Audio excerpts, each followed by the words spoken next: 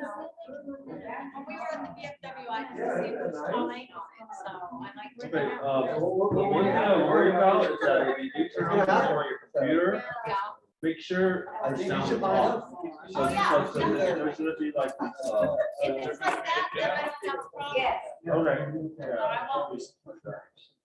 Take the reins. Well, I was interested, how do you? Good, man. Yeah, Because yeah, I for mean, like, me, when I. you're gonna get angle. I'm just- No. We're gonna move one presentation. Okay, Perfect. Do we have to? No, I mean, I'm just gonna, this is all I could do, okay? This is basically the camera. I can move to here, and then I can move to you guys here, like that. Can you get us over here? I can try, I could move it a little bit and get a little bit more angle. But Okay, so here's this. Okay, where is it?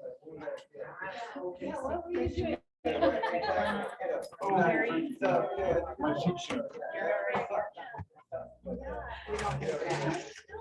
Below? Yes. Below. It's there, it's there.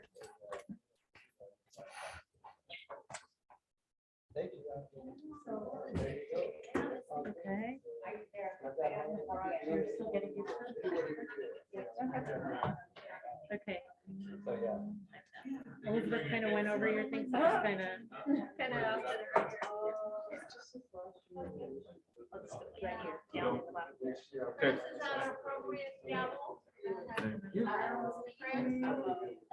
Thank you. 1989, I don't know. You know what? I don't have. Solid gold. what do you do? Like a cigar? I had it right here. Okay, perfect, thank you. 4 minutes.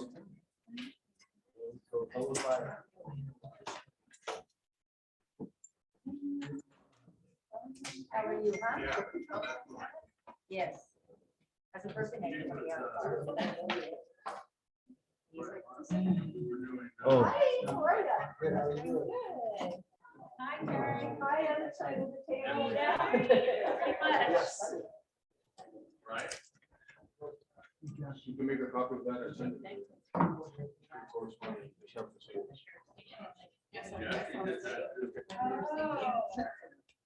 I go home, I think, what's wrong with my back? I usually. How we doing, Mr. Yu over there? that's what you guys look like. If you look up there, it'll just show Chris and you guys on kind of like a side I view. can see it. Okay. Yeah, and then I'll just turn it if there's someone on the podium over You here. mean like this? Chris is like, where's? Chris is right there. So yeah, Chris Kilpatrick.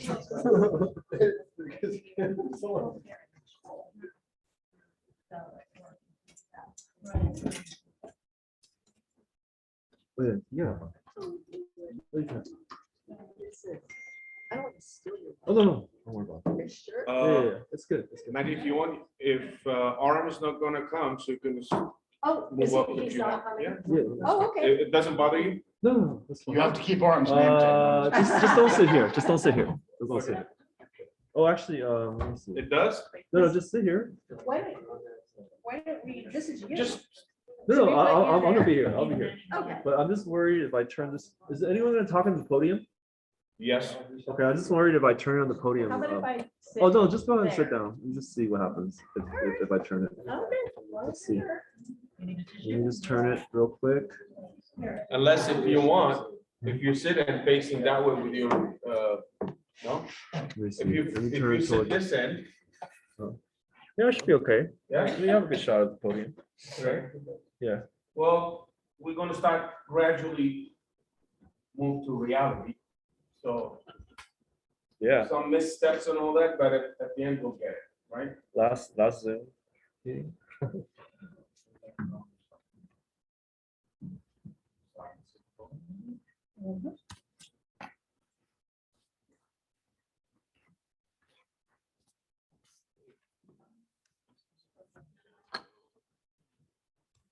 Okay, Good evening, ladies and gentlemen. Thank you for coming. Today, today's April 21st, 2022, Crescenta Valley Town Council General Meeting now is in session. Hey, Jeffrey. Phone order. Okay, well, we definitely have a few this year. The only one I don't see is. Okay. He may be online, but I can't. You see anything on, is on remote tech? I did not see him. Okay. Hey, I would like to invite Mike Baldwin from VFW to do the invocation and also the flag salute if it's possible. We start with the flag salute. If you don't ride, take flag up here on the left side. Cover your heart and repeat after me or with me.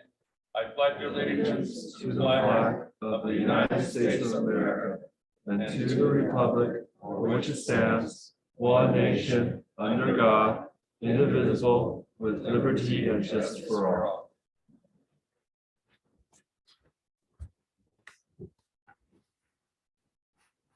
Prayer now, Harry. Yes, sir. No, Mike. We pray for those who serve the people and guard the public welfare, that your blessing may enable them to discharge the duties honestly and well. Watch over our military men and women serving home and abroad, our first responders, our Crescenta Valley residents. God bless our children and keep them safe and well. Bless those who have lost loved ones during the last 2 years and bring this pandemic to an end. Amen. Thank you, Mr. Baldwin. We already have the roll call by our recording secretary. Okay, item number 5, approval of March general meeting minutes that was already circulated via email by council member Jeffrey Rodriguez. Do I have a motion to accept that? Motion to accept. Second by Vice President. All in favor? Aye. Any opposed? Okay, Michelle carries. Okay, item number 6. Approval of the agenda right in front of you today. Do I have a motion to accept? Okay. Second by corresponding secretary. All in favor? Aye. Any opposed? Okay. Community reports. With go to item 8 directly, which is at the community reports. Handed to council member Rita Baldessari.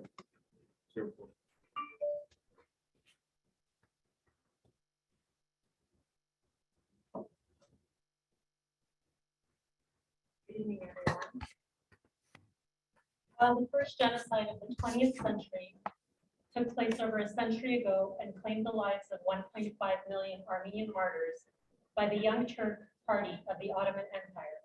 The Armenian diaspora continues its efforts to remember, honor, and to educate the world about this catastrophic event in history. This April 24th marks the 107th anniversary of the Armenian genocide, and the CV Town Council would like to join in solidarity by presenting the ANCA Crescenta Valley chapter this proclamation. I'm going to read it to you. The Crescenta Valley Town Council proclamation.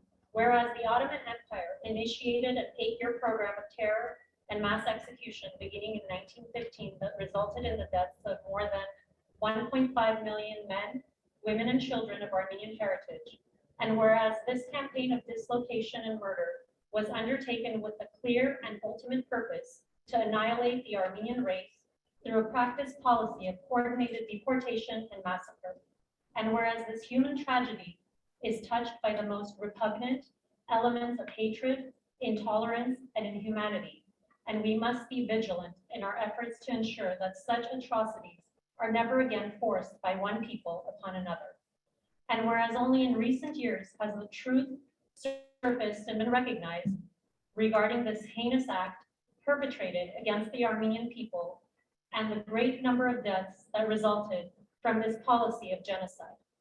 And whereas this year marks the 107th anniversary of the Armenian genocide, and once again, we have an opportunity to recall this tragedy and rededicate ourselves to ensure no act of such horrible magnitude will ever occur again. Whereas the Armenian National Committee of America, the ANCA, is the largest and most influential Armenian American grassroots political organization, and the ANCA Crescenta Valley chapter actively advances the concerns of the Armenian Americans on a broad range of issues in our community. Now, therefore, I, Harry Leon, President of the Crescenta Valley Town Council, and on behalf of the Town Council, do hereby acknowledge April 24th, 2022 as a day of remembrance of the 107th anniversary of the Armenian genocide. And I urge us all to join in activities being held in this community to commemorate this solemn observance. I would like to present this to Alice Chalian from the ANCA Crescenta Valley chapter.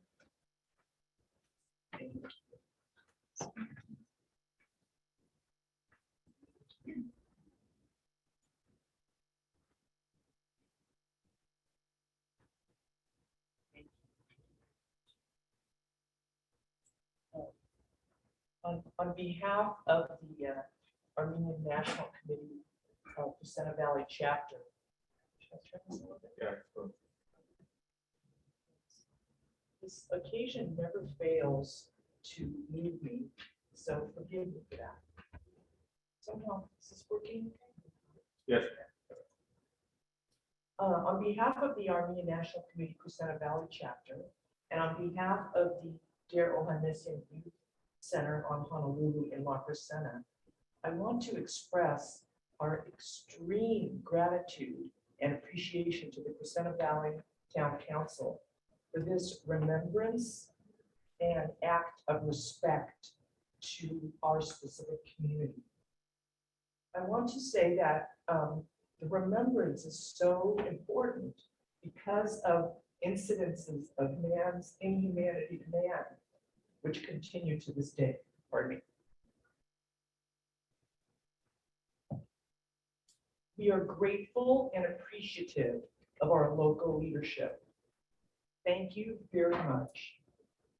I want to also say that we just got word that the US Congress, a Republican from Florida and a Democrat from New York, have presented legislation which is called the Armenian Genocide Education Act, in order to hopefully educate all of us on acts of genocide and historic truths that we all can learn from.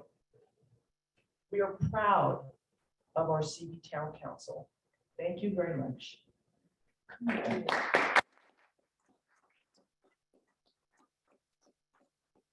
on behalf of the council, I appreciate all the hard work that our American Armenian community is contributing to our community. We think the hard work that you guys been presenting it at least 30 years that I know, and for the hard work that you guys not only help the community, but make sure that everybody are treated equally.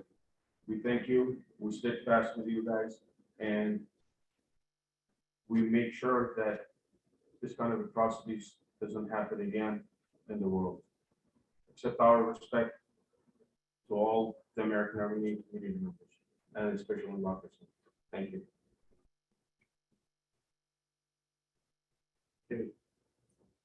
Matter, you okay?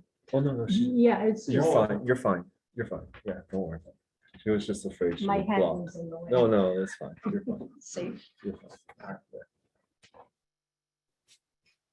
Youth Council, do we have anybody from? Yes, we do.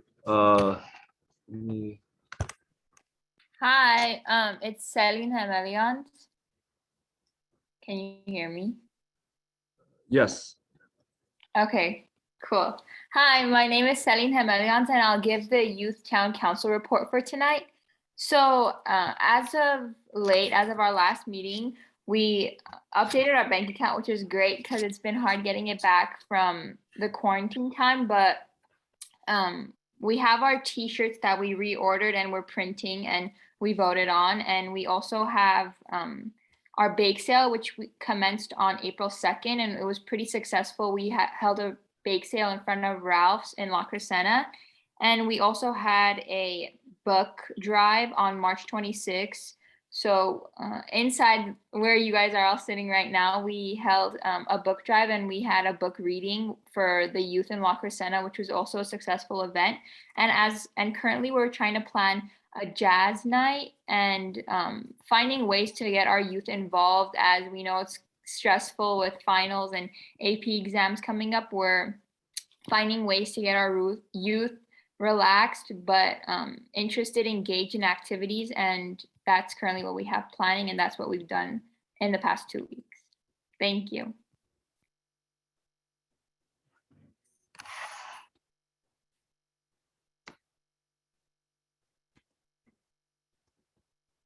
The Sheriff Department. No, I can say Captain. Congratulations.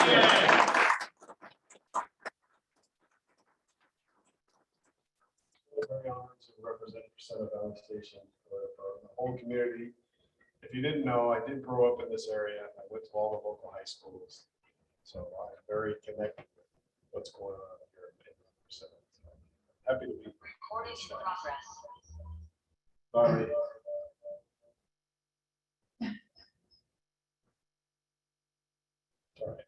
All right, for the crime report. There was no murders, no rapes, robberies, grand theft autos, or arsons. So that's pretty good. There was 2 aggravated assaults, and the aggravated assaults happened to be 2 different families, brother against brother, and then there was an elder abuse. It was a drinking problem at home, so it's all family contained. And 2, it says 2 residential burglaries, but it was attempted residential burglaries. They tried to make entry into a house. One was scared away by someone yelling at him on the ring camera. The other one jumped over a fence or tried to make entry, but couldn't get through the window. So I'm hoping that some of those flyers that I'm going to put out for the vehicle thefts from vehicles, I want to make some for residential burglaries, so people know how to protect themselves in their own home and how to make their homes less desirable for a burglar. There was 4 vandalism, 2 narcotic incidents, and 3 fraud identity theft incidents. There was 150 citations issued and 49 warnings given. So this makes it a 20% increase in traffic citations issued year to date compared to last year. So deputies are out there and driving around trying to make as many cites as they can. And we had 12 larcenies, and 5 out of the 12 were catalytic converter thefts. So we want to do another etching event soon. They're working on it. So I want to get together with Harry and we can put it out, and then we can get all the local residents in there to get their catalytic converters etched. Anybody doesn't know what that is, we go underneath the car and inscribe a number on the bottom of the car, something that identifies that catalytic converter to that vehicle. So if we catch somebody with that, like either the VIN number or license plate number, now we have a nexus of where did this come from? And we know you didn't just pick it up somewhere. So now we can make some arrests behind it. So I'm hoping that we're going to do one soon. Lock Miata just had one. We had one here first, and Lock Miata did it. And both cities, we want to do one here, and Lock Miata wants to do another one. Very successful, and I don't want to say sells out, but once we put it out, it just fills up just like that. So we want to continue doing it. We're trying to get some better equipment now. That there's a special etching machine. You just push it up against the converter, and it'll do it itself. So we don't have to manually inscribe it. So that's basically the end of my report, unless somebody has any questions. Some questions. There was one of the assaults, I thought I heard about a stabbing somewhere, someone with a knife on Market Center Avenue. Is that related to the assaults, the brother? No, one was a 15-year-old who choked a 5-year-old brother. That was one of the assaults. So, and the other one was an elder abuse where an older gentleman was trying to get someone else to stop drinking, and so they got them. That's the only ones that I have here. It might have been this month, but this is from last month. Okay. Also, I got a question. We've been having increase in high-speed vehicles that are going up and down the hills, going on La Crescenta, Glenwood, Briggs. I know we already spoke with the CHP, and I hope that if the sheriff department can also help us slow down those cars. We have some radar trailers which have cameras in them, so we can put one up there. My only fear is if we put it in an isolated spot, it'll just get destroyed. You know, kids being kids, so we have to put it somewhere where it's well lit, or at least have someone keep an eye on it for us. They're very expensive. So if you want one in your neighborhood, you let me know and I'll be glad to put one there. It's just, you just tell me where and I will do it. Yeah. Just tell Harry to call me and we'll get it all set up. Thank you. Any questions to the captain? Yes. I'm curious that the territories to the follow situation. You know what? We don't know on these ones because they were scared away. And I'm glad that you brought something up, the Ring cameras. And not doesn't have to be a Ring, but they make all companies make cameras. I have a camera Ring on my house and I have an Arlo camera at my cabin up in Arrowhead. So if someone's on my property, you can yell at it through that camera and it'll record them. So that's something I urge, everybody to, at least they're not that expensive anymore. You just need Wi-Fi in the house. And then we could use that video to help us identify who's trying to make these, do these programs. Captain, thank you very much. No, well, thank you. That has a good ring to it too. I like Well, let me say,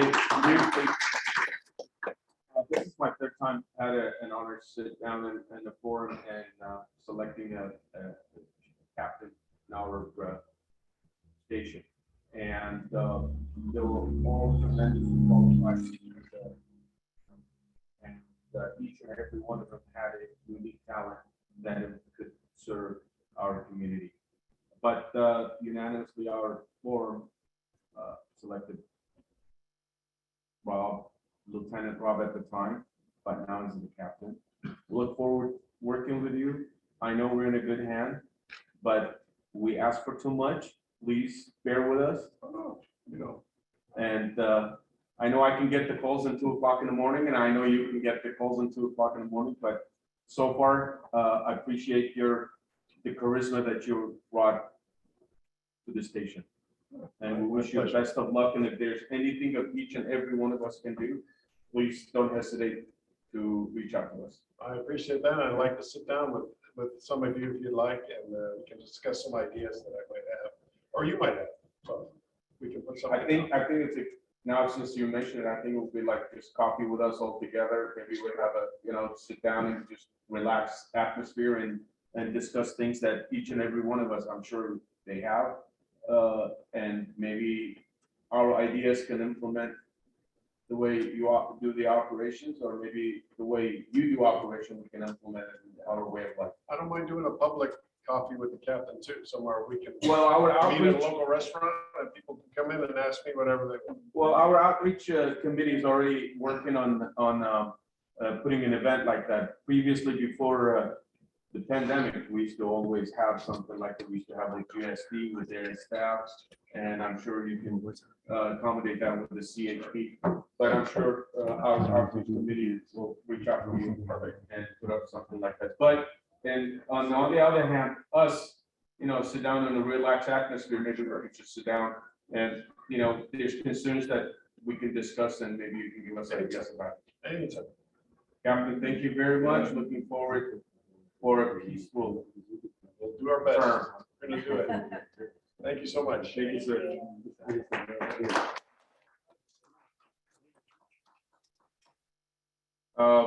Los Angeles County Fire Department, I know I forwarded you guys the report, the staff report. And please, can you guys put it on the Facebook and the website? I know Donna always puts it up.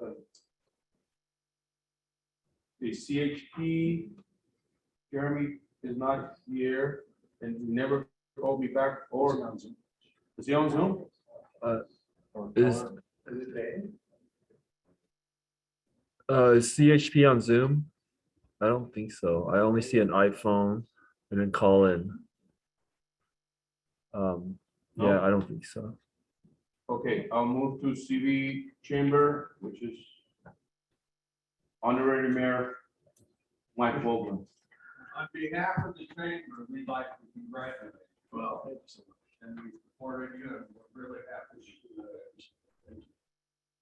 I'm going to report on the upcoming event.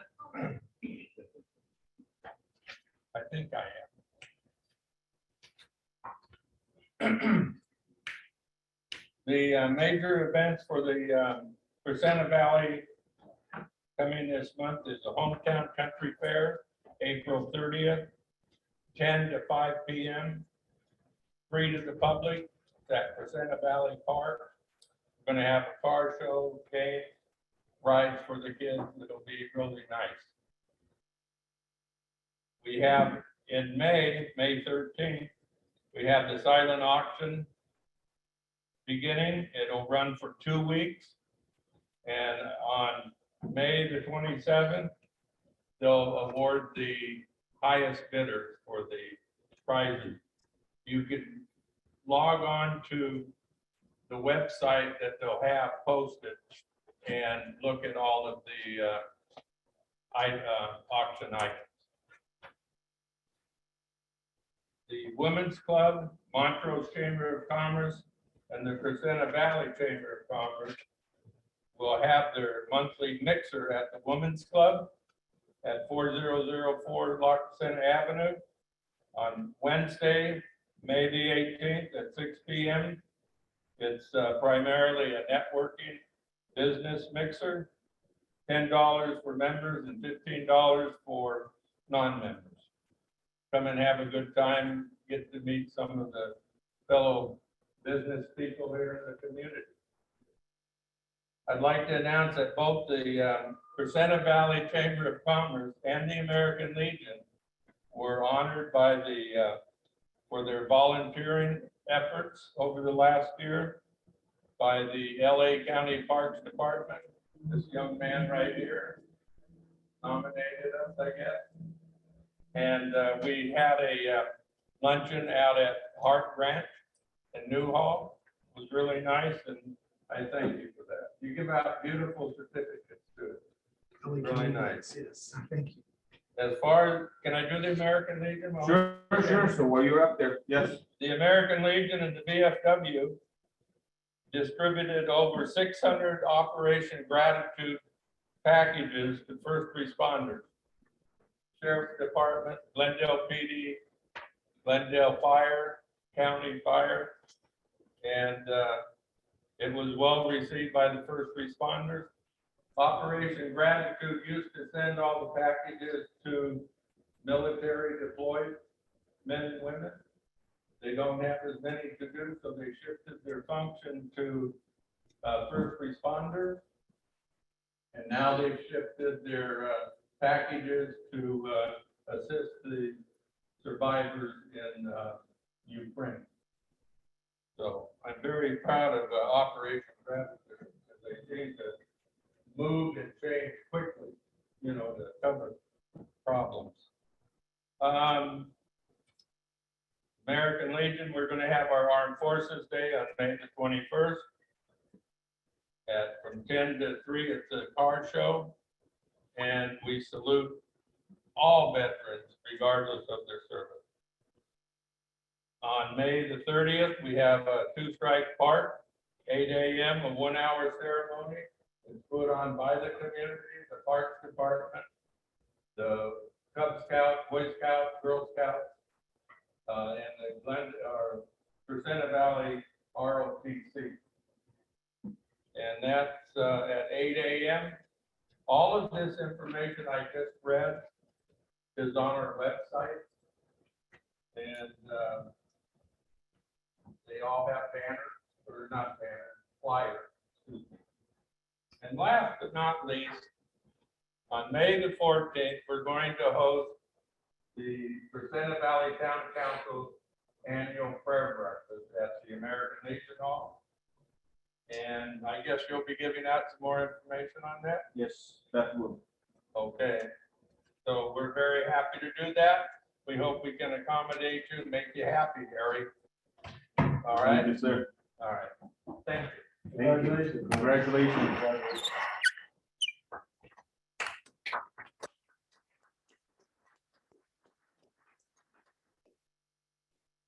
CV Water District is not here. Are they on Zoom? I don't see them. I don't think so. No? Yeah, I don't see them. Not sure what? Nope. No? Okay. All right, so I'll move CV, sir. Well done.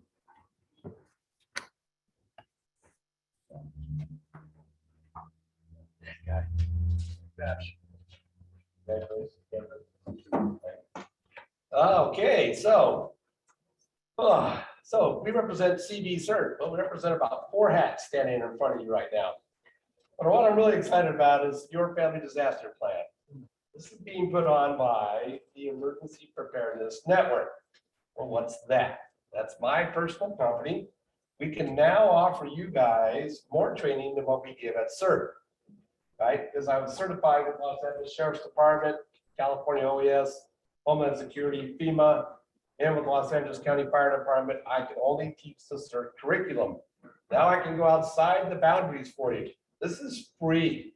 This is to create your a live first, in-person, live, interactive workshop. You're going to come to this, and when you're walking it done, you're going to have your big sheet of paper, a 16 by 24 written out family disaster plan. You're going to write this plan. You're going to draft up your house. We're going to do this right there in those 3 hours.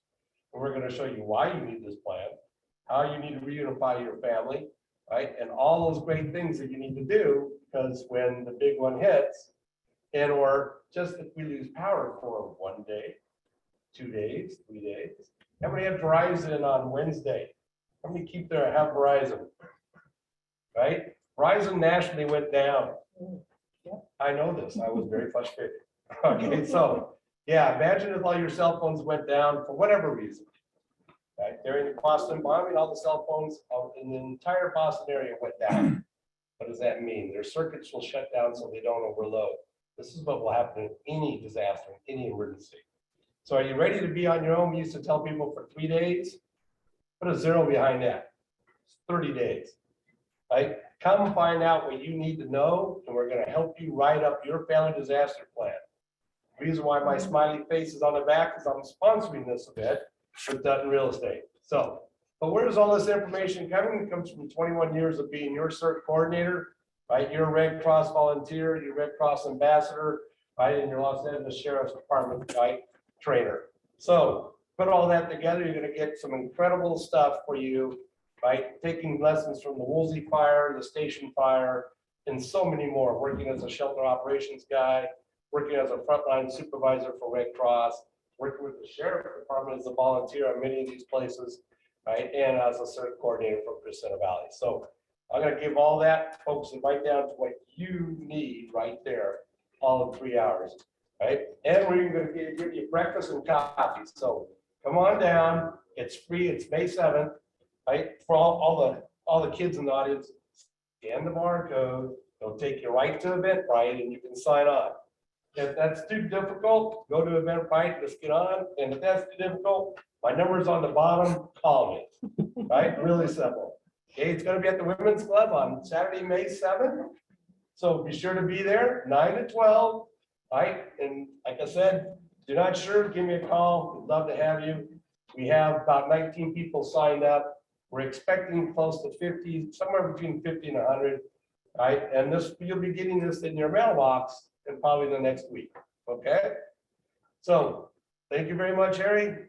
Oh, and as for CERT, once you take this 3 hours of training, you're going to want to take the CERT 24-hour training, which is going to be June 11th through 18th.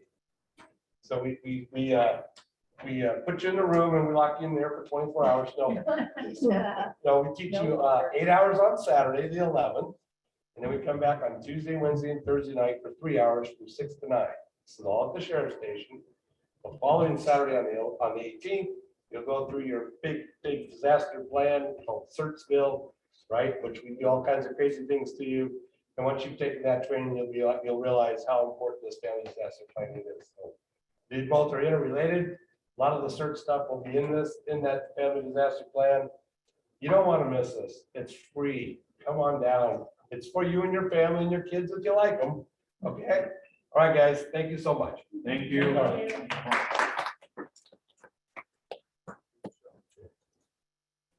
we have anybody from CV ready?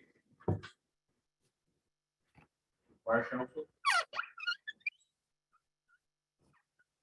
CA? Grant? Michael Grant? No?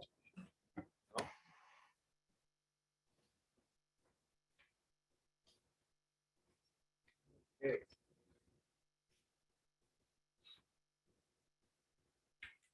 Radio used by the school district.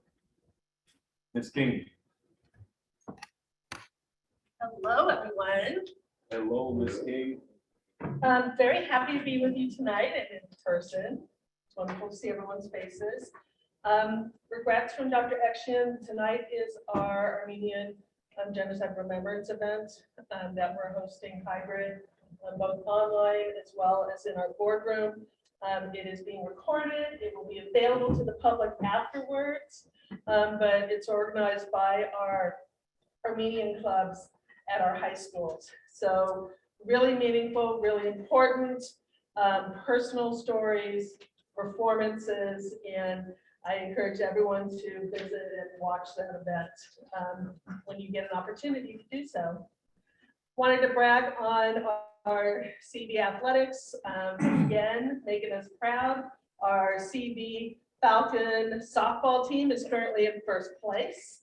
So keep rooting those girls on. We've seen CV championships with our basketball teams, with our CV cross country. Just incredibly important, especially coming out of COVID, that our kids are continuing to be athletic, active, paying attention to their physical health, as well as the amazing academic achievements that they accomplish and make us proud about. Bragging on Clark a little bit, we have our Clark robotics team is currently in Houston. Nice. Because they are representing us at the International First Robotics Competition. So they drove the robot out there and the team flew out and they are currently in competition. I think their next session is at 7:17 tomorrow morning, our time. So 9:17 their time. In the practice sessions, they were number 2. So there's a lot of luck involved because you are through a lottery system, you're partnered with other teams. So we'll see how they fare in the full competition, but so far they are like already in the top 25% and there's still days to go. So we're incredibly proud of them. You're going to continue to see all of our schools focusing not only on the mental wellness and well-being of our students, wellness centers, making sure that our students are, prepared social emotionally to succeed in school, but also a focus on academic literacy so that our students are prepared for college, career, and life readiness. So we prepared for a lot of communications coming out in that regard. And I'm here to answer any questions if you have them. Ms. King, it's always a pleasure having you. We haven't seen each other, what, 3 years now? Almost. Except at dinner, running into each other at dinner. But Which is always a pleasure. thank you very much. She works behind the scenes and she does a lot of hard work, and I tell you that much. She does a lot of hard work. It's been an honor and it continues to be an honor. Thank you very much.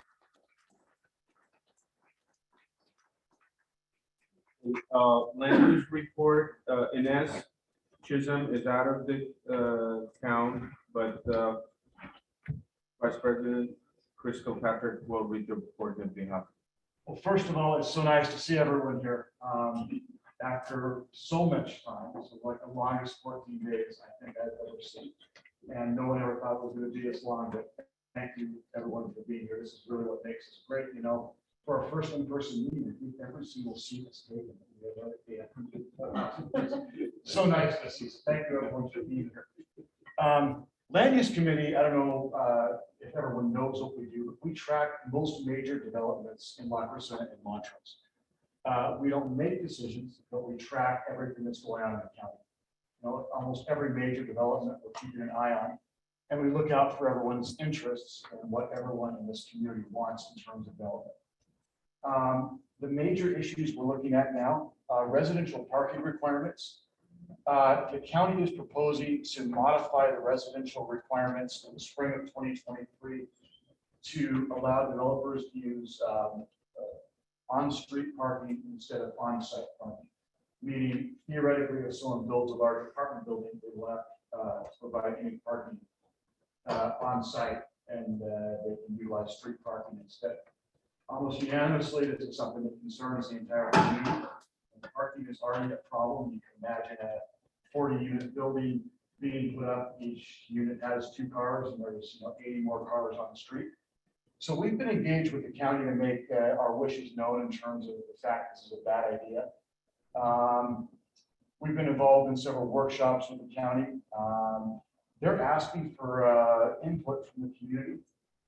We have information about this on the town council website. So I mentioned this at the last meeting, but I would encourage everyone to visit our website, our Facebook page. I think we also have information on this.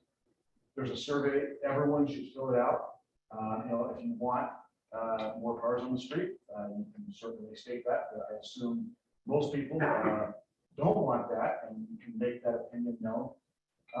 This is kind of unique in that most of what we do is react to a developer filing an application or a law that's been passed, which I'll talk about in a second. In this case, nothing has been done yet, and now's our chance to really make our voices heard. So again, visit our website, look at the residential parking requirements link, and you can find a survey to take, and whatever your opinion is, you should sort of let the county know, because I speak to the county all the time, and remarkably, very few people actually take the survey. Much more people complain after the fact that they're not satisfied with what the result is than actually take the survey. So I really encourage everyone to do that, the voice from the members. SB 9, I don't know if everyone knows what SB 9 is, but it's a law that was passed that went into effect January 1st of this year by the state of California. That says that a developer can divide a single family lot into 4 smaller lots and build theoretically up to 4 units. And that we estimate through our analysis will affect about 1/3 of our community. It does not affect many of the lots north of Foothill. Most of the lots it will affect are the lots kind of bordering Foothill and the lot of Montrose.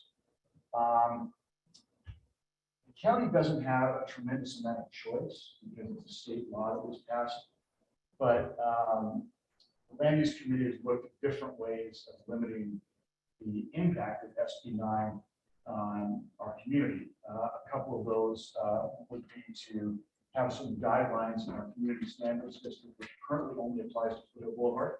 So one thing we're looking at doing is modifying that to include single family lots and limiting setback, square footage, building height, and that kind of thing. Because currently we have very few regulations about building height, the square footage that you can build, and that kind of thing. So it makes it even more attractive to developers that come along and divide a single family lot into 4. Because they can essentially build as much square footage as they want. So we're looking at limiting some of those things in order to lessen the impact of SB 9. Other cities are kind of following in suit. Burbank is doing this, Glendale is doing this, and we don't know exactly how this is going to play out.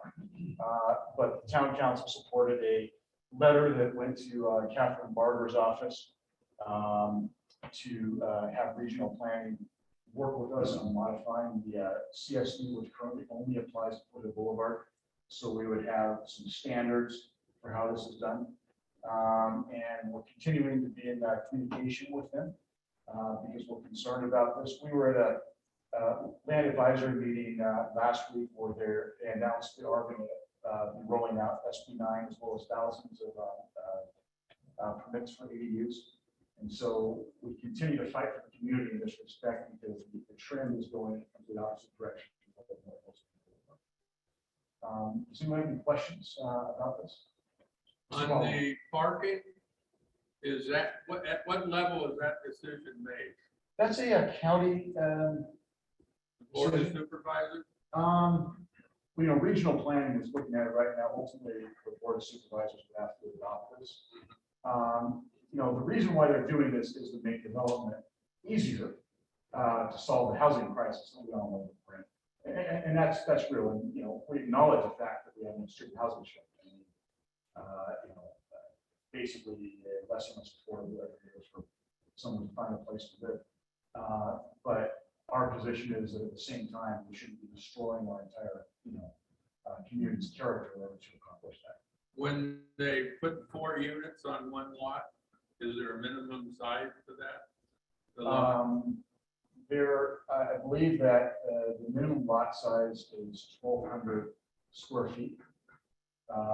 So theoretically, we need 4,800 square feet to divide a lot into 4 pieces. Now, this we anticipate will be practically difficult for people to do because where you put a driveway and that type of thing. But it's obviously worrisome because this area currently has very few requirements in terms of square footage, building height, and that kind of thing. So we're afraid if we don't do something about this, it will be very, very attractive to developers. Does SB 9 limit the parking too? SB 9, I believe, does not address parking. Does it? But as you can imagine, these two things in conjunction with each other are even worse. Yeah, right. So again, our land use meetings, I'll just make a quick announcement of the question. Our land use meetings are the first Thursday of every month. They're currently on Zoom, but we're evaluating if we're going to bring them back in person. We announce those on our Facebook page and our website. So again, I would encourage everyone to go. There's kind of a much more complete rundown of everything that I just mentioned today, as well as updates on any developments. We track most of the major projects that are on our radar. Breaks and Foothills on our radar and that kind of thing. So a lot of very valuable information. Other members of the land use committee are extremely hard working. They just put hours and hours of work into this. It's such an important issue. Mr. Bethany. Well, most of the SB 9 is going to building ADUs, additional dwelling, accessory dwelling units. So that's what you're starting to see a lot of. Most of them realize they can't really split them into 4, especially you got a 4,800 square foot lot, but if you got a 12,000 or 10,000 or 15,000 square foot possibly. The big issue is, do they have to comply with the side yard setbacks to the property lines? There's a couple of things. The ADU ordinance came out several years ago, which Right. says that you can build a guest house on any single family lot. And actually, you can build a junior ADU right now also. So really, any single family lot is now 3 units, but there's some size limitations, that kind of thing. That's actually separate from SB 9. SB 9 does have some language about side yard setbacks, and it's very vague, and I think each jurisdiction is going to interpret SB 9 a little bit differently. Glendale and Burbank and County, they all might be different, city of Los Angeles. But that's one reason why we think it's important to have some input here, because there's not figuring this out. So, yes. With regard to your website, your Facebook page, and your outreach, what kind of traffic are you getting there? What are you guys doing because there are several CV websites, CV Facebook pages that have a lot of members, and there's a lot of stuff going on. So I guess newspapers, these two things are very important issues, getting them into the newspapers and then directing traffic from other Facebook pages to the CV Town Council. Yeah. Because as you know, CV Town Council, people are going to say, oh, but if you start putting stuff on other Facebook pages saying, hey, big issue on this parking, big issue on this, that, and then that way you'll get more people to do the survey. So we will put this on our website, our Facebook, and we'll also make sure to share it to the community pages as well. percent of neighbors, percent of family neighbors, they have like 9,000 members. Right. That's 5,000, you know, Right. and you'll get a lot more response. Thanks for that. Just a little blurb, hey, we're the town council, these are the issues. If you want to do the survey Yeah. on, and if you don't want to have a apartment building with, Right.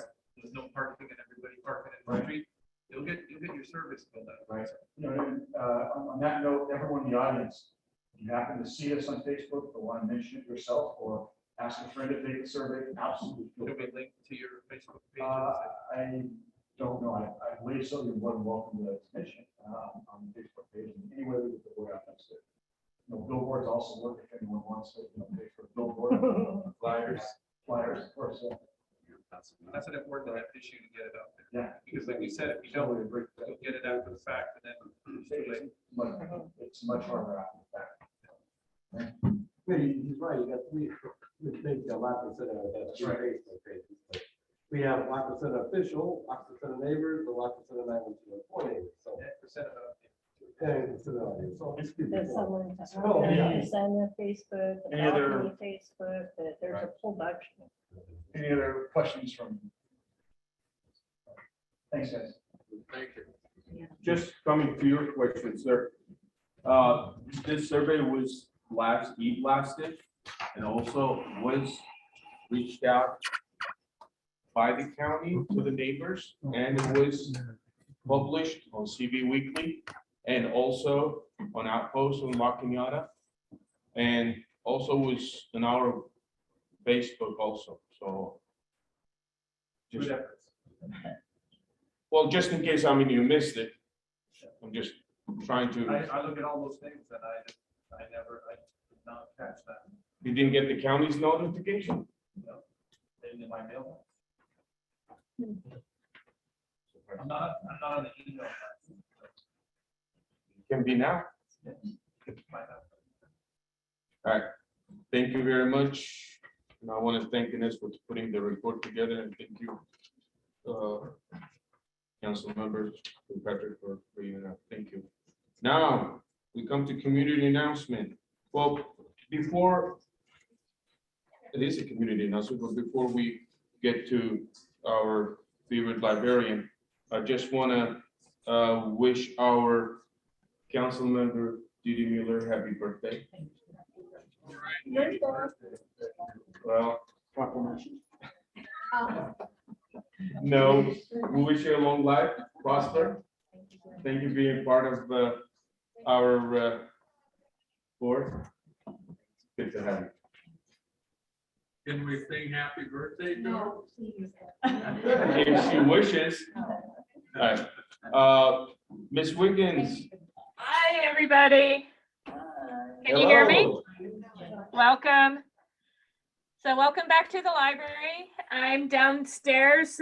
We'll be closing up in a few minutes, so I will remind everybody to exit out of the meeting room as the downstairs will close at 8 o'clock.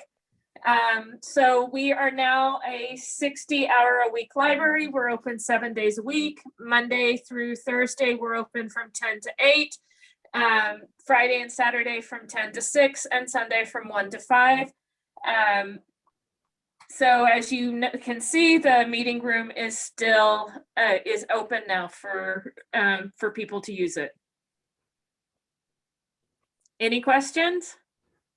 It's always good to see you in person. So I'll wave everybody goodbye. I'll be leaving from up there, and yeah, it's just at this time I feel that for my health and for some people who are close to me, it's better that I stay on Zoom. All right, thank you. Any questions to our librarian? Thank you, Martha. You're welcome. All right, bye, everybody. Bye. Okay, Park and Rec, Jason. Yes, sir. You know, I echoed this name for the last 4 months, but it's always good to see you again. It must have worked, thank you. I think I found out. Well, thanks to Maddie. Yeah, that's true. During our conversation, I found out I was coming tonight, so Step up right there. Thank My you. name is Jason. I supervise Crescent Valley Park and sometimes Two Strike Park. I say sometimes because we don't have an office there. But I just wanted to touch on just a couple things coming up real quick. We have our STEAM program, which is basically our summer program at Crescent Valley Park. By the way, we have a website, parks.lacounty.gov, and that's for all parks within LA County. So if you go on that website and you type in Crescent Valley Park, it'll show you a list of programs that you can register for, and that's a new site that came about during the pandemic. So again, parks.lacounty.gov. For our STEAM program, I just wanted to touch on that. That starts June 13th and goes to August 19th. So that's basically our summer program. And again, if parents are interested in registering for that, you can go on the website. Just want to touch on, because there are a lot of different things coming up. In terms of our special events, on May 7th, we're going to have Shakespeare in the Park. So we're going to have a group coming out to Crescent Valley Park, Theater Americana. And they're going to come out from 2 to 3. And we're just basically going to set a stage out. And we're encouraging families to come out and kind of make it a picnic. And they're going to do Shakespeare in the Park right there at Crescent Valley Park. Again, that's May 7th from 2 to 3 p.m. And finally, something that came out today or yesterday, and I don't have all the details. On May 26th, we're going to have Sunset in the Park. And that's going to be that's a Thursday, May 26th from 6 to 8 p.m. So we may have some music, some meditation. I'm going to send Terry the information because more of that information is forthcoming. But again, some of this information is just coming out right now. And I think that's pretty much all I want to touch on. Is there any specific questions for me about the parks or any concerns? I don't want to. Well, I heard some stuff that happened in the park and all that. Can you elaborate? Yeah, I can touch on some of that. So there was some recent, I believe it was last week, some graffiti at Two Strike Park. So we usually never have graffiti at that park. And so it was all over the, basically the bathroom doors and the walls. And so usually when that happens, we'll contact the Parks Bureau, the Sheriff's Parks Bureau, and they'll come out, they'll do a report. And then once they do that report, our maintenance division will then clean that up right away. So if recreation is not there, then usually maintenance will call that in. So something that was something I didn't encounter personally, but that was like a rare instance of graffiti at Two Strike Park. And yes, that just recently happened. So I don't have a further update than that, Harry. I can get the update from Sheriff Department, but I just want to, public to know about it and also be part of our minutes, because it's very important that the issues like this come to light and we'll be very careful about it.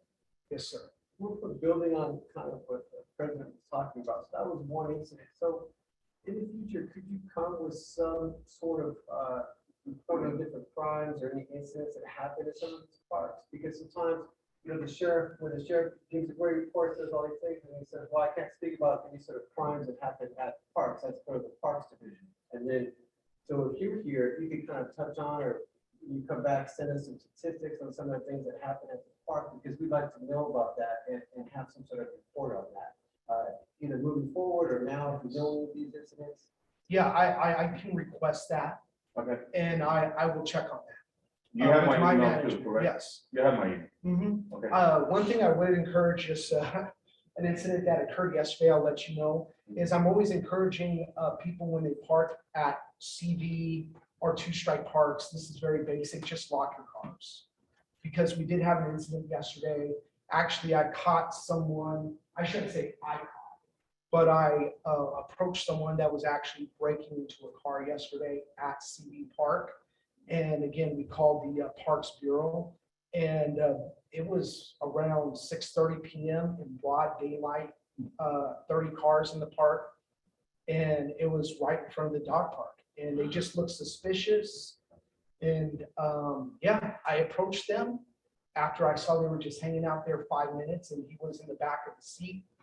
And it just so happened that the person, the person who owned that car was behind me when I approached the gentleman. So he left, and so yeah, so I'm always encouraging. Obviously I don't have any statistics. That's not my, I don't want to overstep my, I am recreation. But in terms of that, that's something I'm looking for, as a park supervisor. Right, if you could just look into Yeah. that and get that sort of information, whoever handles that would be great. Definitely. And what was your email address again? It's D Hauser, HAUSER at parks with an S .lacounty.gov. D Hauser at parks.lacounty.gov. Yes. Jason, did you say you have an office at CVTC? Yes, Oh. yeah, so I'm located right there at the office. My office number is 818-249-5940.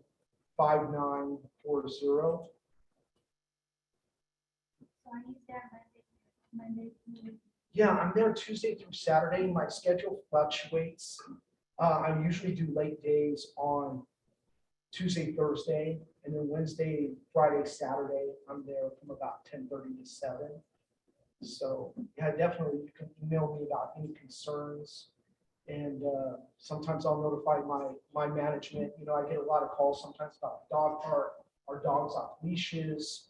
And I do know that the field deputies that do come out there are now enforcing that. And that's just my conversations with the field deputies, because that's something that comes up a lot. So.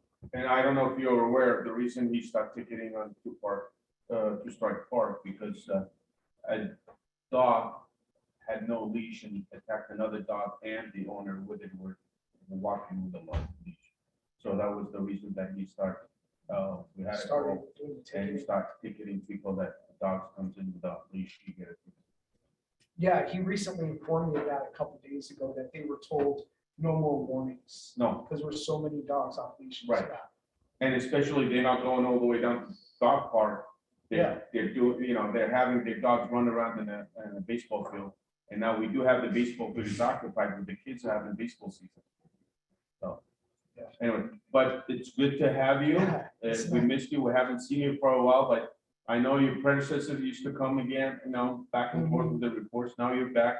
Good to have you again. Thank you. It's a And thank you pleasure. for Thank you very working, much. together with Maddie, making sure everything works good. Thank you.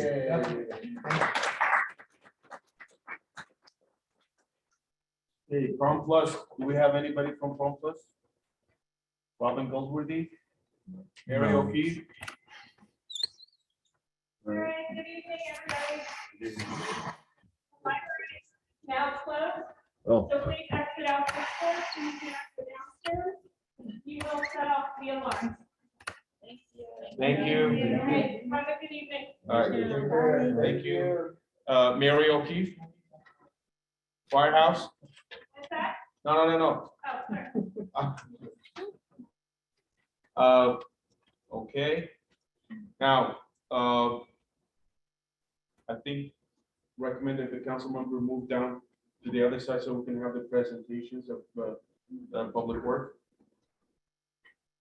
Is that okay? Yeah, whatever you guys prefer. Yeah. Huh? Definitely. Yeah. Yeah, You want I'll- to pull your chairs? Yeah. No, I'll just go into the audience. Okay. All right.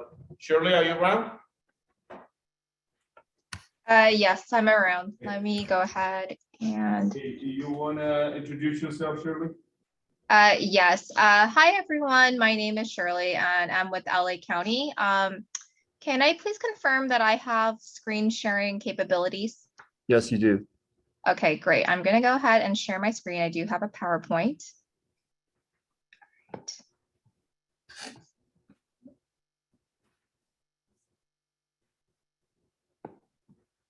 Is everyone able to see my screen? Okay, great. So hi, everyone. My name is Shirley Lai, and I'm here with my colleague, Sarah Ahmed, and we're from LA County Public Works. We want to thank you so much for taking the time out of your evening to join us to discuss the Foothill Boulevard Active Transportation Plan. We're so excited to be sharing this new endeavor with you, and we look forward to your feedback and your continued participation as we develop this plan together. But before we start, I want to just quickly say that we did have our first outreach event in February. So if you did have the opportunity to attend our previous outreach meeting, a lot of this information is going to be very similar. So our outreach tonight will consist of a short presentation, and afterwards we'll be more than happy to take questions and comments. So the Foothill Boulevard Active Transportation Plan will cover approximately 6 miles along the Foothill Boulevard corridor, starting at Lowell Avenue in the city of Glendale, traverse through the unincorporated La Crescenta Montrose community, and end at Oak Grove Drive in the city of La Cañada Flint Ridge. On this map, we've highlighted a couple of key major destination locations within our project area, including 3 high schools, the local YMCA, the USC Verdugo Hills Hospital, Descanso Gardens, and JPL. So LA County is partnering with the cities of Glendale and La Cañada Flint Ridge to develop a planning document to transform Foothill Boulevard into an active transportation friendly corridor. By putting the time and the effort into developing a comprehensive plan for the corridor, it allows us to be intentional and thoughtful about the types of investments that we make in this area to really properly be able to address the community's needs and wants. By doing this, puts all 3 project partners in a better position to apply for grant funding for project construction. So what is active transportation? Active transportation is the use of human-powered modes of transportation, with the most common forms being walking or biking. By creating more opportunities for active transportation, we can reduce our reliance on motorized vehicles, increase our mobility options for the community, provide increased opportunities for physical activity, and reduce environmental pollutants. So there are several potential features that we plan to explore for inclusion as part of this plan, which I'm going to go over in the next few slides. I just want to note quickly that this is just a couple of examples of some of the improvements, but this is by no means a comprehensive list. So I'm going to start with the bike lanes, which are a portion of the roadway that's designated by signage, striping, and pavement markings for the preferential or the exclusive use of bicyclists. And along most of Foothill Boulevard, there is generally a class 2 bike lane, but we believe that there's an opportunity for us to upgrade the bike lane to provide a striped or a more permanent barrier between bicyclists and the motorists. Sidewalks are paved portions along the side of the road that's designed for the exclusive use of pedestrians, which enhances their visibility to other users. And similar to the bike lanes, sidewalks generally do exist along Foothill Boulevard, but there are opportunities for us to either expand the sidewalks to more narrow sidewalks and include any pedestrian furniture such as benches and seating. Curb extensions or bulb outs extend the curb and enhance pedestrian safety by creating greater visibility and reducing the crossing distance for pedestrians. Bulb outs can also act as a traffic calming measure by encouraging motorists to slow down by providing a very slight narrowing of the roadway. High visibility or continental style ladder crosswalks also provide greater visibility for pedestrians, but unlike the curb extensions, they don't reduce the pedestrian crossing distance. Raised medians with landscaping are curbed areas within the center of the roadway that really encourage motorists to slow down by visually narrowing the roadway with the landscaping. Wayfinding signs will provide guidance to travelers to major destination locations such as hospitals and parks. An example of a wayfinding sign in the community is this one that shows signage to Descanso Gardens and the local hospital. All right, so I'm going to, let's see how I can do this. Sorry, give me 1 second. I'm going to switch my screen share. I think I have to stop the screen share, and I'm going to share my screen again to share, to share the project website.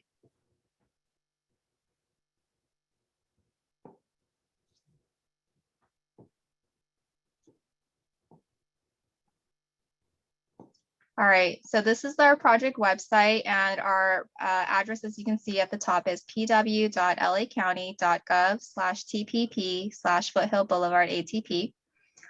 So at the top, it'll show our project name, the Foothill Boulevard Active Transportation Plan.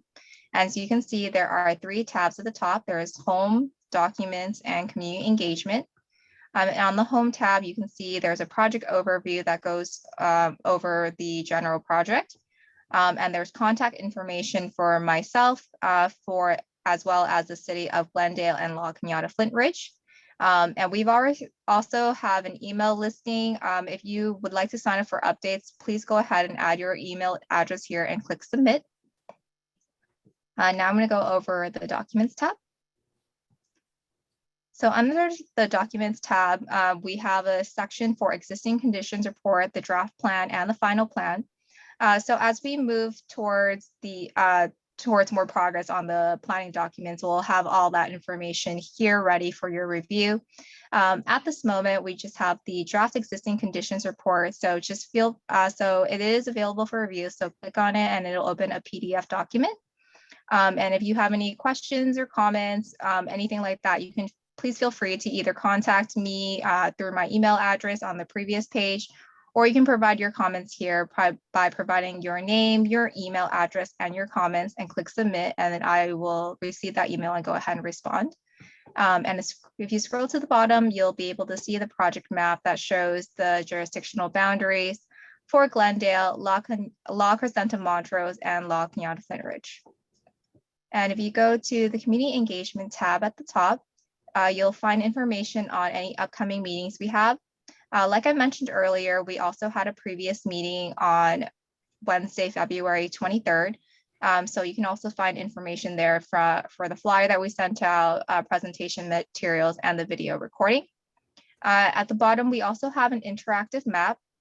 So we do have a disclaimer at the top, essentially stating that any information that's going to be added is going to be public. So adding your name and your email is optional, but please review the disclaimer. And once you finish reviewing the disclaimer, you can go to this bottom box that says I agree to the above terms and conditions. Check the box and then click OK. So here you can see we have our project boundary, and it's clearly labeled between the 3 jurisdictions. So if you go to the info box here, you can find more information and direction and kind of instructions on how to enter comments, but I will go over it at this time. So this icon here is for the layers list. So you can already see that a couple of layers are turned on. There's also an option to turn on the LA County street map, the terrain with labels, and the LA County aerial imagery map. So this is all just personal preference based on what you like to use. There's also an option up here too. If you have comments on a specific address or intersection within our project boundary, you have the option to enter it here and just click search. So this is how so I'm gonna go over how to add comments. So you'll click the new feature icon and choose the location that you want to add your project comment on. So pretend it's right here. So here, so you'll see there's a little green bubble that gets added. So go ahead and under type of concern, you would choose the type of concern, enter your comment. There's also an area for you to enter in your first name, last name, and email. But again, that is optional because if you do enter in that information, it will be public. Some of the reason that we do have that option is sometimes people will put in a comment, and if we need to reach out to maybe get further clarification, it does provide us that option. And then if there's an attachment that you'd like to share, then you can click choose file here and attach the file. And once you're done, you would click save. I'm going to close this for now. All right, and then I'm going to go back to the presentation.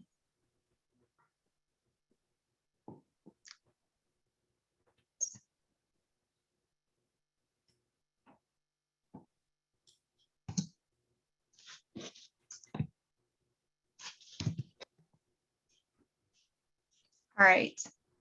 So right now we're planning for the walk-in bike audit. We're hoping to do that in May and possibly into early June as well. So walk-in bike audits are really used as a tool to identify factors that affect walking, biking, and access to transit. So a typical walk-in bike audit will include a short presentation on safety and some of the potential improvements to look out for. And from there, depending on the number of participants we have, we'll split up the participants into smaller groups. Participants will be asked to observe the conditions around them with respect to safety, design, and access. So some of the questions that will be considered during the audits will be, is there adequate space to walk and to bike? Are there any obstructions? Are there any gaps? Is there adequate lighting? Or is there adequate landscaping? And more importantly, does it feel safe? The information gathered from the walk and bike audit will really help the planning team in determining the potential areas for improvement and really any even specific areas of concern to the community. So for this planning effort, walk audits will generally be limited to 1 mile round trips, and bike audits will be limited to a few miles. No experience is required for either audit, but we do ask that participants provide their own bicycles and safety gear for the audit. We're also expecting each audit to last anywhere between 60 and 90 minutes, and it'll be either walking or biking at a pretty leisurely pace. And we'll be stopping every so often to discuss some of our observations. For the bike audit, we are going to be partnering with local bicycle advocacy groups to assist us with the audit. So as we work towards the final planning documents, we will be working with the community to solicit input on the desired active transportation improvements along Foothill Boulevard. And that would include gathering feedback from the website submissions, hosting additional outreach events as we continue the planning effort, and also by conducting the walk and bike audits. So we're planning on using these suggested improvements to really guide us as we work towards the planning document. We do want to note that there will be several opportunities as well for the community to provide us with feedback. And we look forward to working with you to really develop an active transportation plan along Foothill Boulevard that will really best serve you and your neighbors. So that really does conclude the end of our presentation.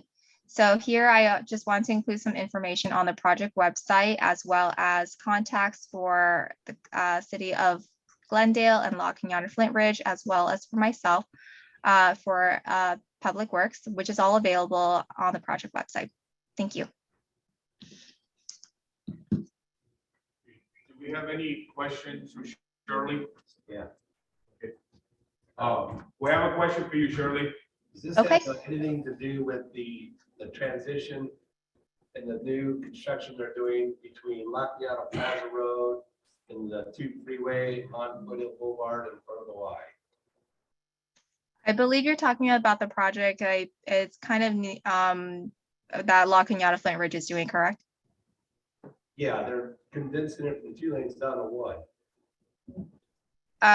So we are aware of the project that they're working on, but it's not necessarily related to that effort.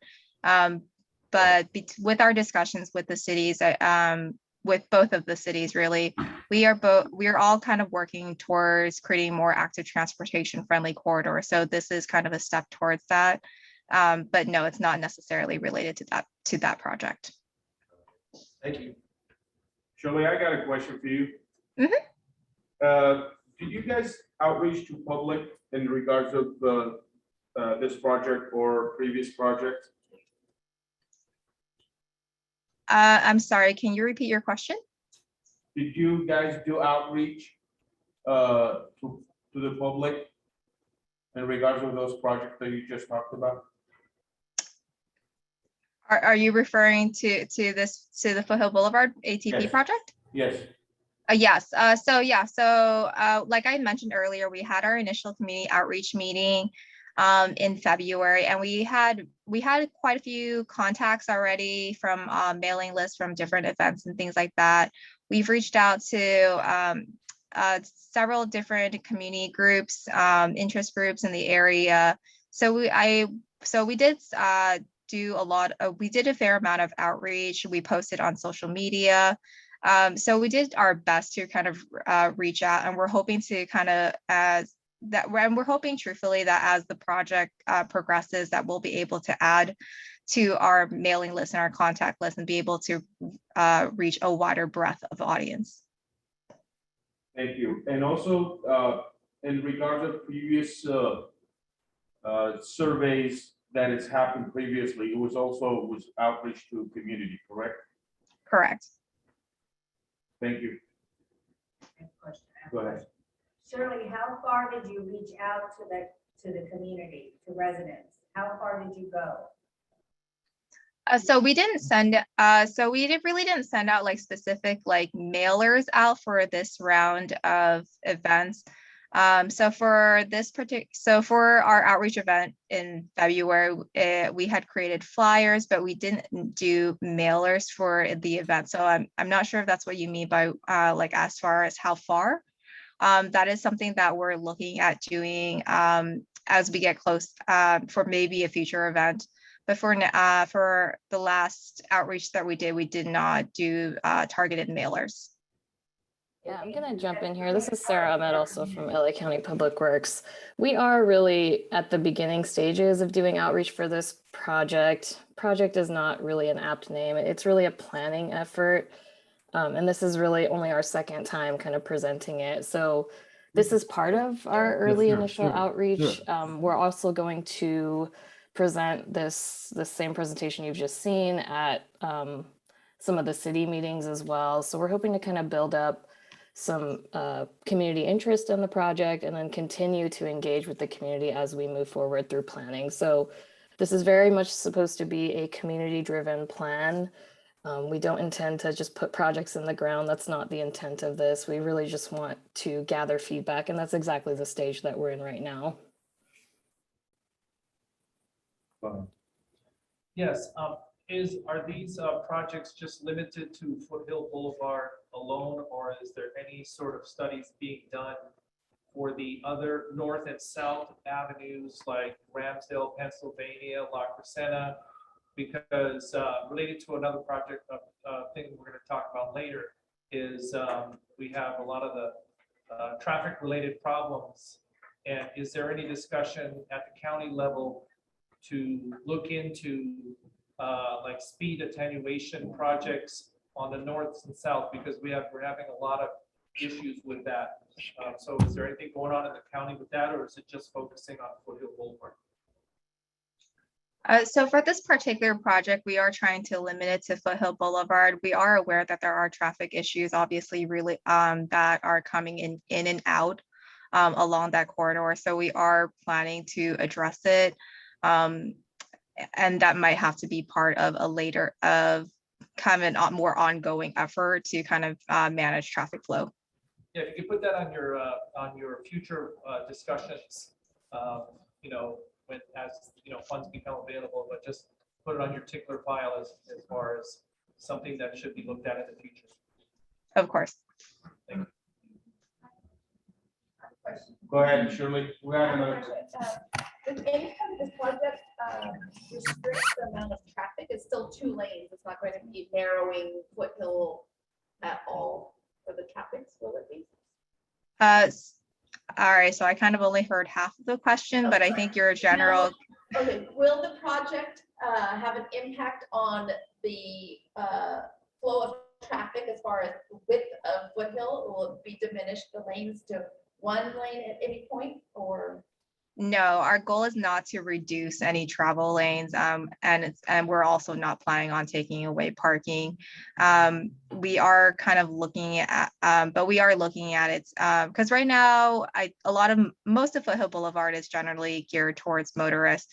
We are trying, and so the purpose of this project is to kind of, is to determine how we can make it so it's maybe a little friendlier also as well to accommodate bicyclists and pedestrians, but our goal is not to reduce the number of travel lanes or to remove street parking. We know that's an issue kind of in this area, so that's something we're very mindful of.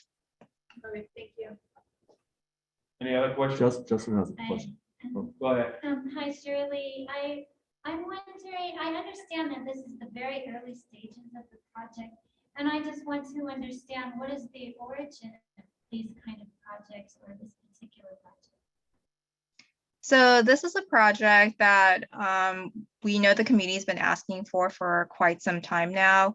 And I think there's been and so during last year or so, we had an opportunity and a little bit of time in our schedule to be able to dedicate our time to work on an ATP plan for this project. So did it originate in our community? Yes, it did. And so is that through resident letters and requests to the county? I don't know if I have like specific response to that. My understanding is that my understanding is that we have gotten response from various members of the community, and I know other interest groups as well, also within the community that have asked for this. So it's something that's kind of been on our radar for some time. But I don't have the specific information on like how it all, like if on the specific resident or came from or anything like that. Sorry. No problem. Thank you very much. Go ahead. Shirley, thank you very much for all your work on this and for being here so late. I really appreciate it. Chris Kilpatrick here. I don't know if I'm on camera or not. Just a couple of questions. Can you guarantee that there'll be no reduction in lanes in either direction at this point and for the duration of the planning stage and the construction? I think I'd be very hesitant to say can guarantee it, but that is, but like I mentioned earlier, that really is not our goal. But I guess I would say I would be hesitant to kind of make that promise at this time. Got it. Okay. So you mentioned that you're going to seek the advice of bicycle advocacy groups. Clearly, bicycle advocacy groups advocate for bicyclists. How does that not introduce bias into the process when you're not seeking input from all groups, aside from groups that advocate for bicyclists? We'll be working with the bicycle advocacy groups to help kind of give us more information in terms of the bike audit, but we are going to be seeking feedback from really everyone. It's not just the bicycle groups that we'll be working with, but I think specifically for the bike audit, we were looking at some of the bicycle advocacy groups have volunteered to kind of assist us with the bike audit. And I think that would provide us really great feedback from a cyclist standpoint.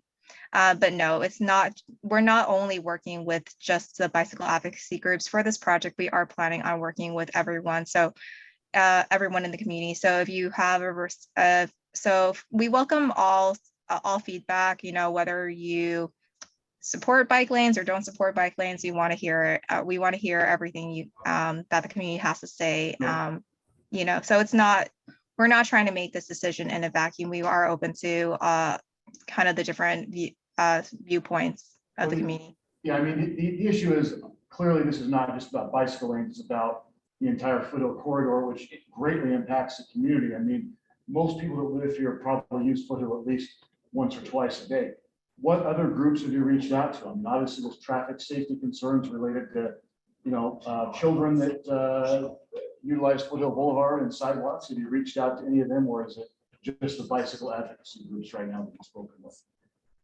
So at the moment, we've reached out to the bicycle advocacy groups. We've also been trying to reach out to some of the schools. So we are trying to reach out to as many groups as we can. And again, the list that we have might not be comprehensive, but if there is a specific group or anything like that that you would recommend that we reach out to, please feel free to shoot me an email and I would love to go ahead and contact them. We are trying to reach the groups that we are aware of. And if we are able to expand on that list, then great. So just my last question is, obviously, this project is focused on people that take bicycles to travel to and from work, school, whatever, recreation, exercise. I don't know how many people are going to see this project and leave their car in the garage and use their bicycle instead. Obviously, you've looked at that. But it's clear that the vast majority of people in this community are going to continue using their car and not a bicycle. How does it make anything better for them? Okay, I understand your point. So yes, I'm not actually making a point, I'm just wondering, I mean, if this is to benefit everyone, how does it make anything better for the vast majority of people that still continue to use their cars? You know, the safety benefits or anything like that. I'm not trying to make a point, but, you know, obviously we represent everyone. And so my question is just concerning the vast majority of residents here and the impact, either positive or negative, that it has on their lives. Sure. So I think as a society, we've been very car centric, and so I think one of our effort and one of the county's goals is to kind of move away from that. But we do understand that from a motorist standpoint, there doesn't necessarily seem to be a lot of benefits, but we aren't necessarily looking at it from just, you know, for someone to never drive again.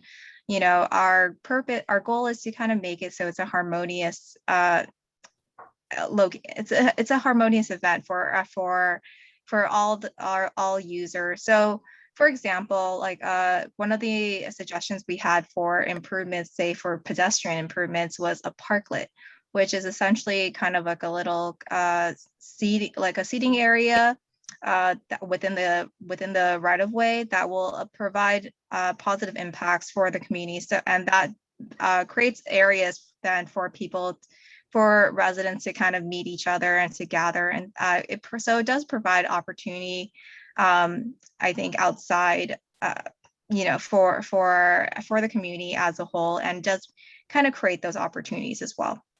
Got it. All right, now just my last question is, if after this entire presentation and outreach, the result is that nobody wants this, do you intend to still build it? No, I mean, like I said, we're still in our pretty initial stages. I've heard a lot of positive feedback, and of course I've heard feedback from people who don't necessarily support it. But no, if we feel that the overwhelming majority of the community does not support this project, you know, then obviously we would not have the support of the community, and we would not move forward then with building this project. Great. Well, thank you very much again for all your time on this. I got the gentleman here have another question. Go ahead. Yeah.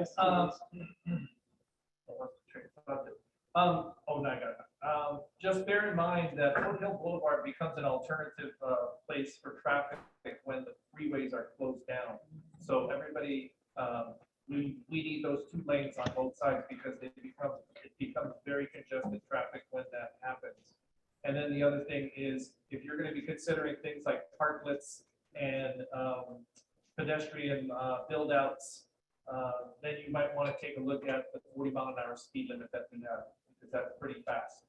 And we have a lot of accidents that happen on Foothill Boulevard. So this is I guess my opportunity to give you some feedback on those 2 items. Shirley, I got a question for you. Sure. I think we need extensive outreach to public, and if it was through mailers or social media or newspapers, because it is very important, and especially the local ones, because it's going to be impacted for them more than anybody else or going through our town. The other thing is I have a bike and I cannot use it because I live all the way up in the hill, and every time coming down, it's easy for me to come down, but going up, it's I have to carry the bike. So, yes, I can use the Foothill Boulevard, but if I want to use going to routes or shopping and all that, it's easier for me to go ahead and drive down and go down the hill and use Foothill Boulevard and try to speed up a little bit so I can find a place to park and do my shopping or go into other issues. And now I cannot use my bike. So the people that are going to use the bike, yes, I know, and I love having the bike lanes and all that, but you also, like the gentleman said, we have to consider the traffic impact that we're going to have when we have a lot of cars coming through. So that's another issue that I want you guys to take a very good look at it. We experienced 4 years ago when the 210 freeway was in construction and everybody was using Foothill Boulevard, the bypass, starting from La Cañada all the way to Honda, because we were the path, easy paths for people to travel. So I think all this, it's going to impact our community greatly. And I think, as you know, we're advisory board to the supervisor's office, and that concerns our community. We will relay to cabinet Barger, and we will make sure that what the community wants, that is going to happen. So if you're expecting us to give you a recommendation or feedback, so we will be doing that, but first we would like to see an outreach go to the public greatly. Yeah, of course. And thank you for your feedback. We are very aware of of the traffic patterns and we have information on collision history as well, and we are aware of the speed limit. So those are definitely things that we'll keep in mind as we work on these planning documents. So thank you. Go ahead. Justin. Go ahead, Justin. Awesome, thank you. So I just wanted to put a quick point of clarification out there from an earlier question. Because Linda Young from CV High School had asked me this earlier about what was going on over by the 2 freeway. And so I dug into it on behalf of the paper. And what it is that project is a part of the City of La Cañada City Link, the La Cañada Link Bikeway and Pedestrian Greenbelt project. And it was approved in 2018.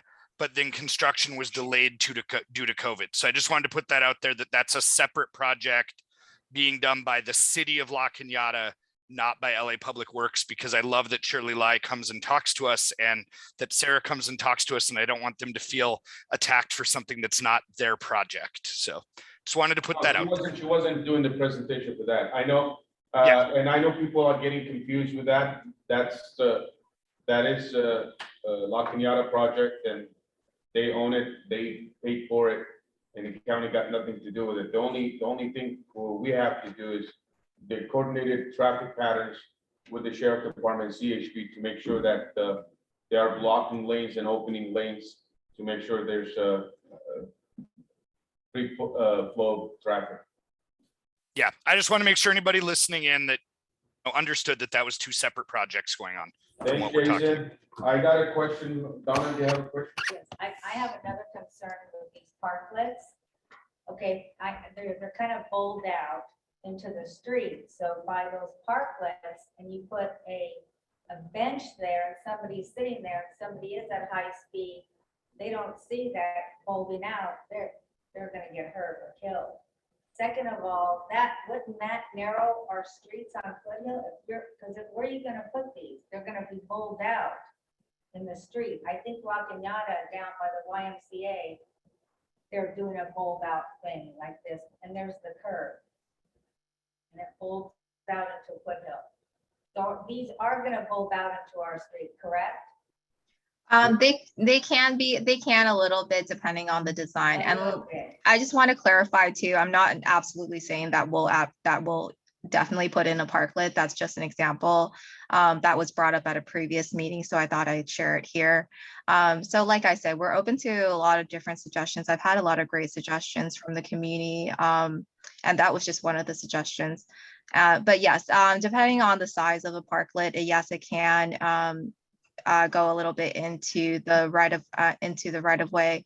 But we'll definitely make sure that if that is something that is included, that one will definitely go back to the community and make sure that there's support from the community before we even move forward with including it in the planning documents, and definitely again before it goes into construction. So you know, a lot, like I mentioned earlier, there will be several opportunities for the community to be able to provide us with feedback on any of the proposed improvements, you know, whether it's support for or against. We're open to all of those comments. Okay, so even though you say a little bit, that's still gonna narrow our Foothill Boulevard. Because then you have a bike lane, you have the parklet, it still will narrow Foothill Boulevard. Because we have the medians there too. Correct. I mean, obviously, in order to kind of accommodate all these things that we're proposing, it is possible that we'll have to narrow the travel lane, but at this time, we would not be proposing a design that would reduce the number of lanes, but it is possible that that the width of the lane might have to be maybe reduced.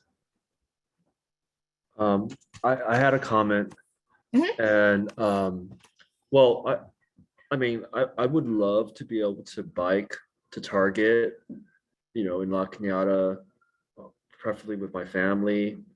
But the issue is that I would do it if it was flat, but it's not. And I think the level to be able to bike down Foothill, you would have to be at a certain athletic level in terms of cycling. And I feel like, you know, we understand this community, and I just hope that you guys really try to understand so that, you know, it's mainly built for our community and not for bikers who are pretty fit and they enjoy biking through hills and just want to bike for our community. Do you understand? Because I have not seen any bike lanes in places with hills that are used. You know, it's just not something that's used by families. It's not used by people just going to the, you know, kind of like just biking to the store. So I'm looking at, you know, some of these groups that are advocating for this, and I feel like they don't have our community interests in mind, because there's a lot of hills in our community, and it's just not going to be something we can use to just, you know, we can bike with friends, bike with family to the store. So really, I really suggest you guys to really understand our community and really look out to see if this is something that would benefit the people who live here. Correct, understood. And I do want to kind of clarify that, to my knowledge, the request, I guess, that we've gotten from the community for an active transportation plan is not necessarily it. And obviously, yes, we have received support from bicycle advocacy groups and from bicyclists who do ride in the area. But no, we're not trying to force a specific image onto the community. We do realize that terrain is definitely going to be a concern. So it's possible that certain areas of Foothill may not necessarily be the best for a bike lane, but I think, but it does provide us with a challenge and a wonderful opportunity for us to see if there is another way that we can be able to kind of work around that. But that's definitely something that we are aware is, you know, that there is a lot of hills in the area. I definitely would not be able to bike all along Foothill Boulevard as well. So yeah, we are aware of that, you know, but we don't necessarily, so we will do our best to kind of if it is something that the community wants to kind of be able to try to work around that. But we are aware of the concerns, being of it being a hilly area. Shirley, thank you very much. I know it's late, but you accommodate us. I really appreciate it. It's been last month we were supposed to be the presentation, but we didn't have time for you, but you accommodate us. I really appreciate it. But I got the last question that I want to ask. Is this proposed project, is that already been funded? The planning effort is funded, and it's being funded by the county. Construction has not been funded yet. But like I mentioned earlier, by having a really fully fleshed out planning document, it will really help put the county as well as cities of Glendale and La Cañada Flint Ridge in a really great position to apply for grant funding as we move forward towards project construction. But again, I mean, even though if we're going to go further down on this project, I think we should have the input of the business community and our community in general, not only business in general, so to see how we accommodate us and how beneficial is for us. And I mean, yeah, I care about Glendale and all that, but I care more about what my community members going to use it and be satisfied with the outcome of this project. Understood. And like I mentioned, we're open to talking to everyone that we can. So if you have any specific groups that you think would be beneficial for us to contact, please go ahead and send them my way, so I can go ahead and get in touch with them. We've reached out to, the town council has been a really great resource for us. We've also reached out to Crescenta Valley Chamber of Commerce. But if there's any other, I don't necessarily have a full list of every group to reach out to, but if there's any suggestions or any specific groups you would like us to contact, please feel free to, send me their contact information. I would love to contact them. Okay, if I ask for another presentation, would you hesitate to comply, or? I think we can accommodate another presentation. Let me know when. Okay, what's your deadline or decision-making date?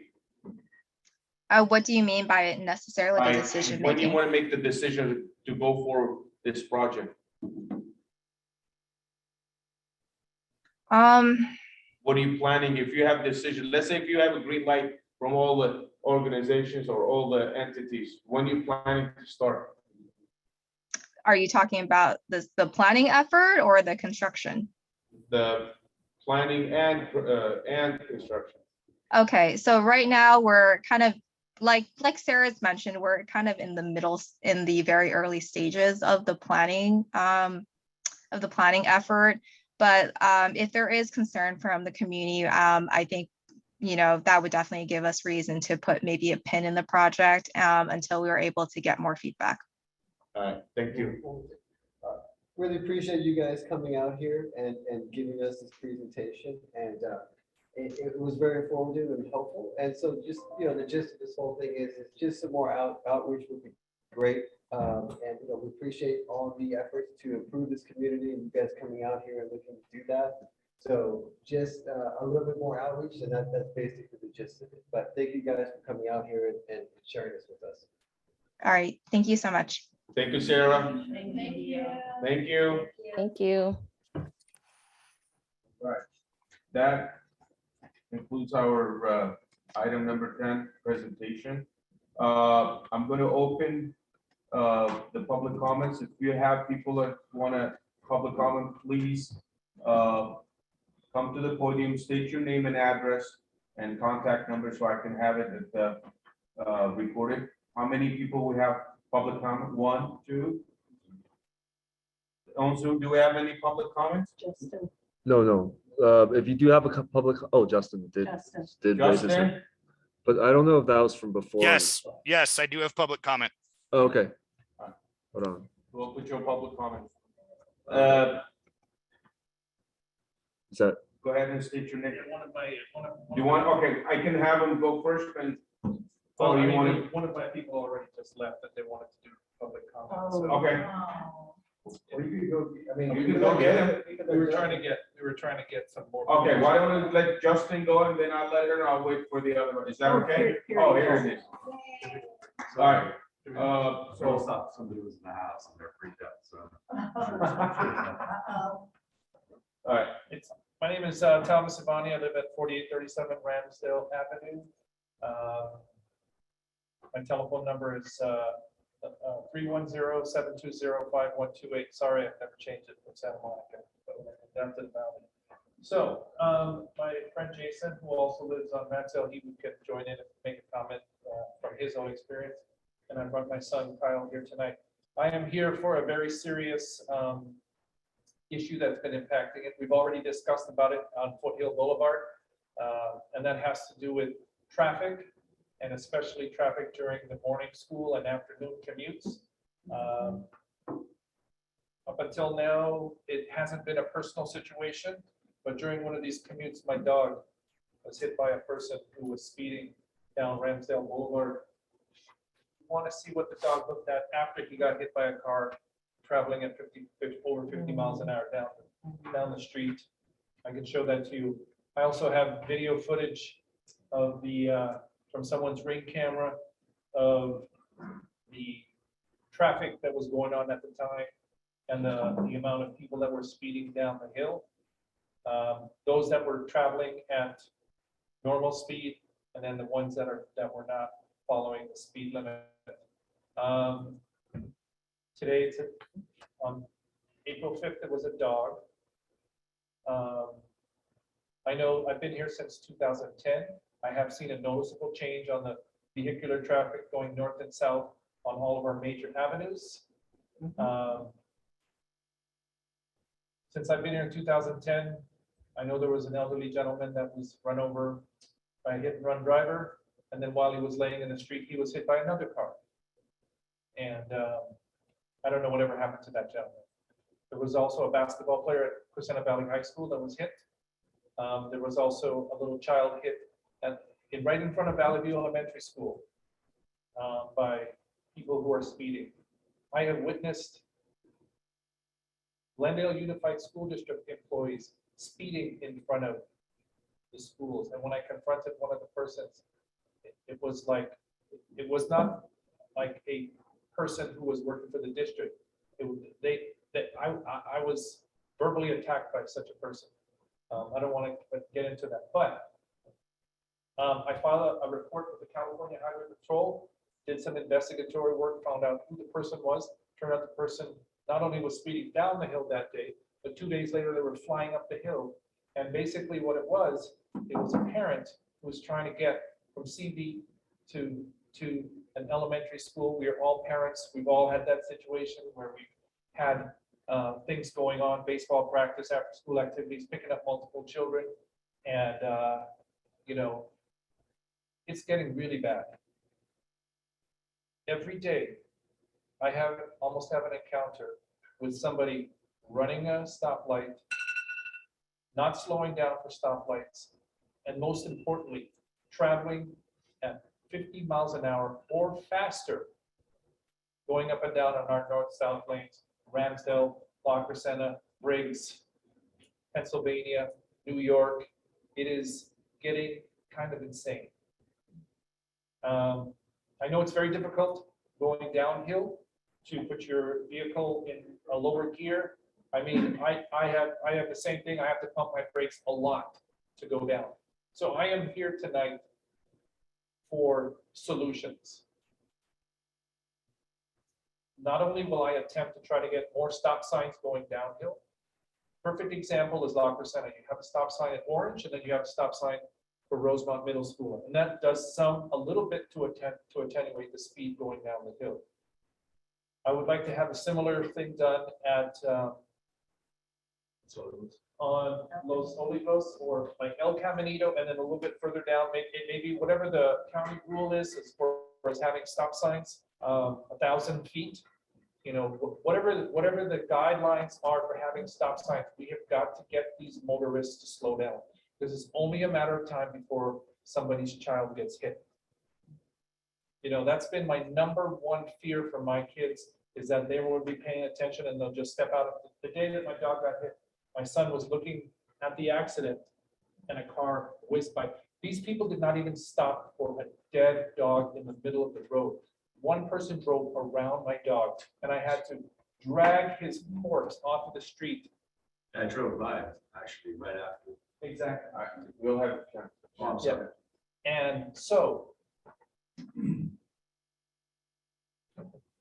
bicyclists have their advocacy, but we need to get people in it. And it's kind of funny because I put a Facebook post on there about I put some pictures of my dog and 500 people responded. Oh, we're sorry for you, And then over these weeks, I've been posting. I said, there's a meeting today. There's a meeting. If you really want to do something about this, come to this meeting. My friend Jason shows up. I contacted 2 other people who were very vocal and comforted me and my family when this was going on. And I said, I had reminded them several times, and I was like, sorry, at a business meeting tonight. Sorry, I'm working. Something's got to be done. You got to do a study. Each one of you who drive around here, Foothill Boulevard is like a racetrack now. And the side streets are, you've seen all the accidents that happened. You've seen the accident that was on Pennsylvania, some pedestrian got hit there. You've seen the car that got flipped over when they put the Glendale sign up. We've all seen this, and it's getting really, and for some strange reason, we have a large number of high school students who have their driver's license now, and they are just running amok in our streets. And it's like I said, it's only a matter of time before we have another fatality, and we don't want that to happen. So I'm not here, we suffered the loss of our pet. My son is particularly distraught about this. He's very angry. He's already gotten into a few issues in school. So for Buddy, our dog, his name was Buddy, he was well known in the community. He was at every baseball game. Everybody loved Buddy. He was a little rock star. He had a YouTube page. People used to watch him chew on his bone for an hour and said that Buddy was soothing for them. So this is for Buddy. So if you could do something in the name of Buddy and all the other dogs and people that have gotten hit, maybe Buddy's Law or Buddy's resolution that we could send to the county and say that the side streets we need protection in the side streets. We really do. We need more stop signs.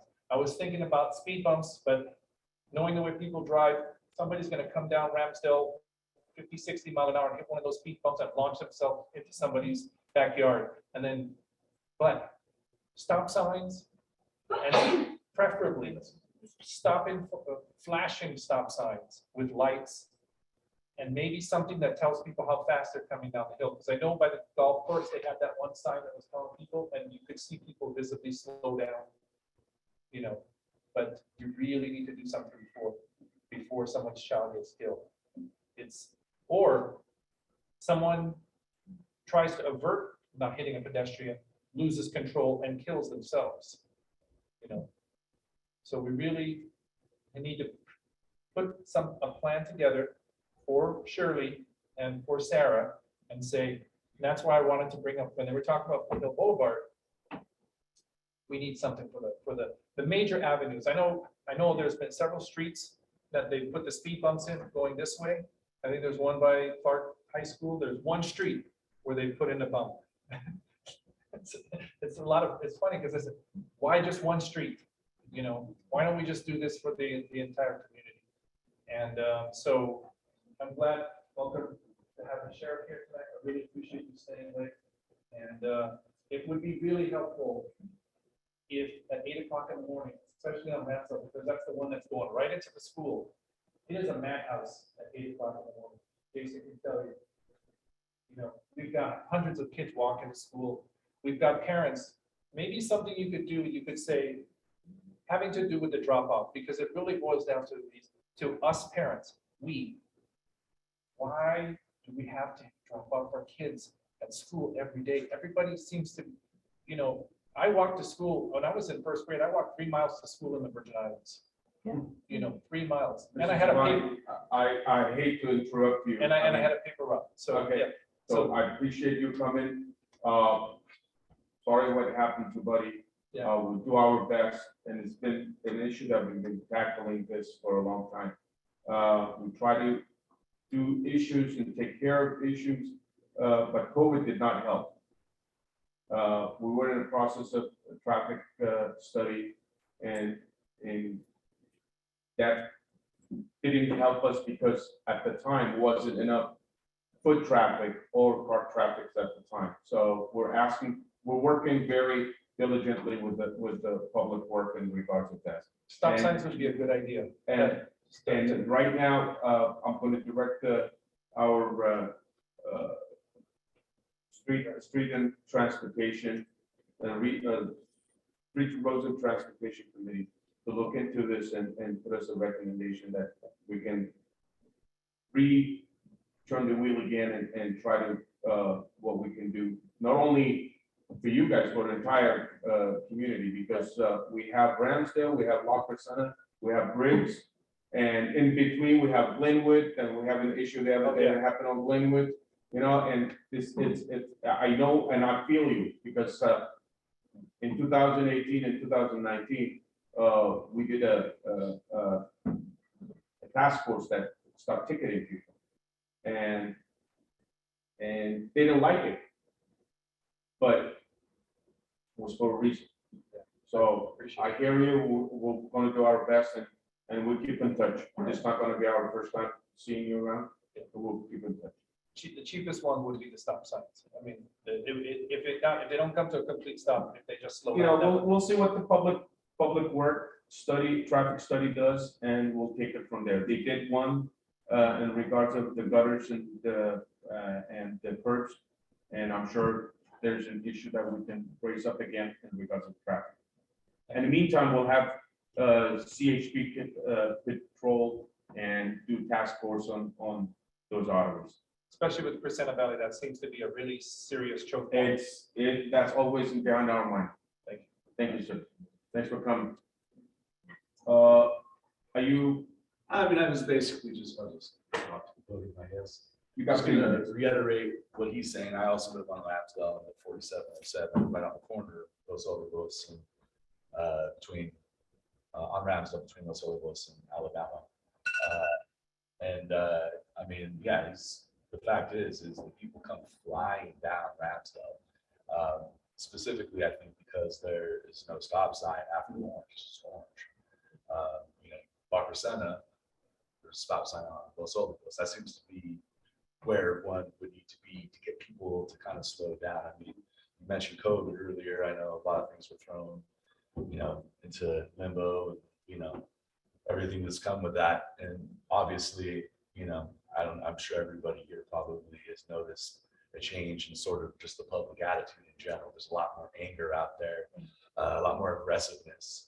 And you're saying you're doing studies in traffic. I understand, like you said, I mean, traffic in the morning, when people are trying to get their kids to CV, there's so many elementary schools here, it gets backed up, but people still come flying down. And for those of us who live on Ramsdale, who are pulling out of driveways, pulling out of gates, you might have something blocking your vision, and it's really dangerous. And speed bump, yeah, that's not a good idea because someone will launch off. I saw a guy get air just today before I came here, going down because they're doing that main work, and they dug out like a trench, and there's like some metal plates on it. The guy didn't notice it, and literally got some air. Like, not, gonna launch, but people are just going too fast, and it's going up too. I think the signs around the community slow down are good. I think it does. I mean, it's just a reminder, and a lot of these streets, they're not wide enough for two cars to pass by each other. We have to pull over and let somebody go.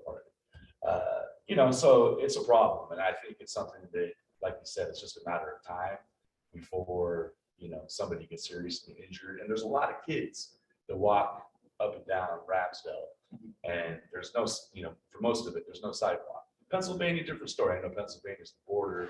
There's sidewalks at least, but on Ramsdale, there's kids coming down every day, and they're walking behind cars, and they're in the road, and just these really aggressive aggressive. People laying on horns, I hear them all the time because someone's not going fast enough for them.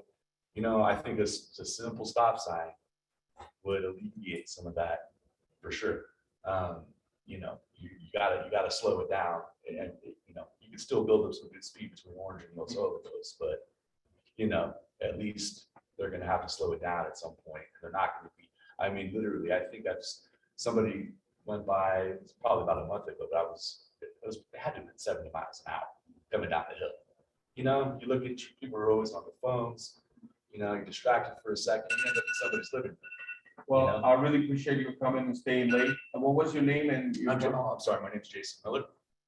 And I'm a resident advocate, goes to, one of my kids goes to Rosemont, the other one to Valley View. And, you know, same deal, I'm basically just reiterating what he said. Well, I mean, you see it in front of Valley View, there's just people that are, and you know, maybe a lot of people that we're seeing aren't from here. They're not living in this community, so they don't really care. Who knows? But, you know, the only thing that we can do is just kind of put some, you know, some measures in place to kind of lower the temperature, be aggressive. Thank you very much for coming. Thank you. Laura, you have a good night. Good night. How are you, Rolla? I'm good, how are you? All right, good to see you again. Good to see you. Well, this is not what I came for, but I really do agree with what they're saying. I delivered 2 kids at 2 different times in the morning. And I have seen kids trying to cross the street, and I just feel for them because sometimes I have to pump my brakes just to let them pass and let the cars behind me stop. So I do know that street is pretty aggressive. Okay, so today I came to talk to you about an LA County ordinance that just passed the LA County Regional Planning Commission. This ordinance is to approve wireless facilities ordinance and streamline their placement all over our community. So this is Title 22 of Title 16 ordinance, and they will allow the county to approve these facilities with just a ministerial review. So basically, the residents will not know that these things are being put up sometimes directly in front of their homes. And us in La Crescenta, we have pools on our properties. Me personally, I have one in my front yard, one on my side yard, and one in my backyard. And so these things can be put on the property itself. And they will not tell you that they're putting them on. Currently, there's a lawsuit in another community for somebody that's getting a small cell facility put on a pool on their property. So this is very concerning on several fronts.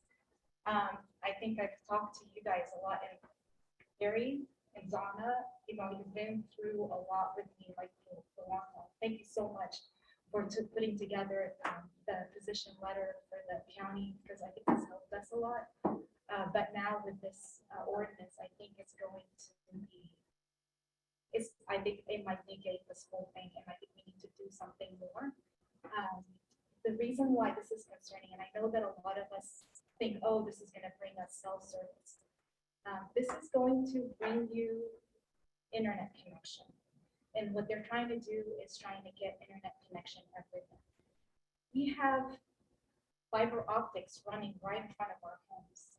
And all of these small cells are going to do is bring us internet connection through a wireless source versus getting fiber optics directly to our house, which is faster, more reliable in every way, like less fire hazard. There's so much more. It's like 100 times faster than wireless. And so why are we doing this? It's mainly for providers to be able to have control over your data. It's really not very cyber secure. It can be hacked into very easily. So there's a lot of issues with this process. But the thing that worries me the most is that currently FCC has absolutely no safety standard on this whatsoever. So the exposure that you're being exposed to, there's thousands of studies showing there could be all kinds of harm, but FCC only protects you from heating. So you're not going to burn, okay? Another huge concern is that we live in a very high fire community. And facilities are exempt from any kind of electrical inspections. And in Malibu, Mojito, Silverado fires, all of those were caused by cell towers and some kind of electrical issue. So you have high wind zone, flying debris, these small cells, lots of trees right on your property. And I live on Breaks Terrace, where there's only one way to get in and out of Breaks Terrace. So we are really setting ourselves up here for high casualty, high property loss. And I feel like we really need to put together some kind of concern letter to Supervisor Barger to express our very unique concerns here in La Crescenta that are really not being addressed at all in this ordinance. And all this ordinance is doing is making sure that these facilities are pretty. That's it. Another thing that I want to just close down with is the city of Pittsfield, Massachusetts. They put up a Verizon cell tower in Pittsfield, Massachusetts, very close to a community. These people were getting very, very sick. Most of that community had to leave their homes because their kids were throwing up.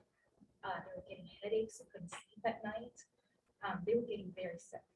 And I will send you all this information. Please don't take my word for it. I will send you the fire reports, everything. So these people were getting very sick. 2 years later now that they've been begging their city to do something about this, they finally did a cease and desist on this Verizon cell tower.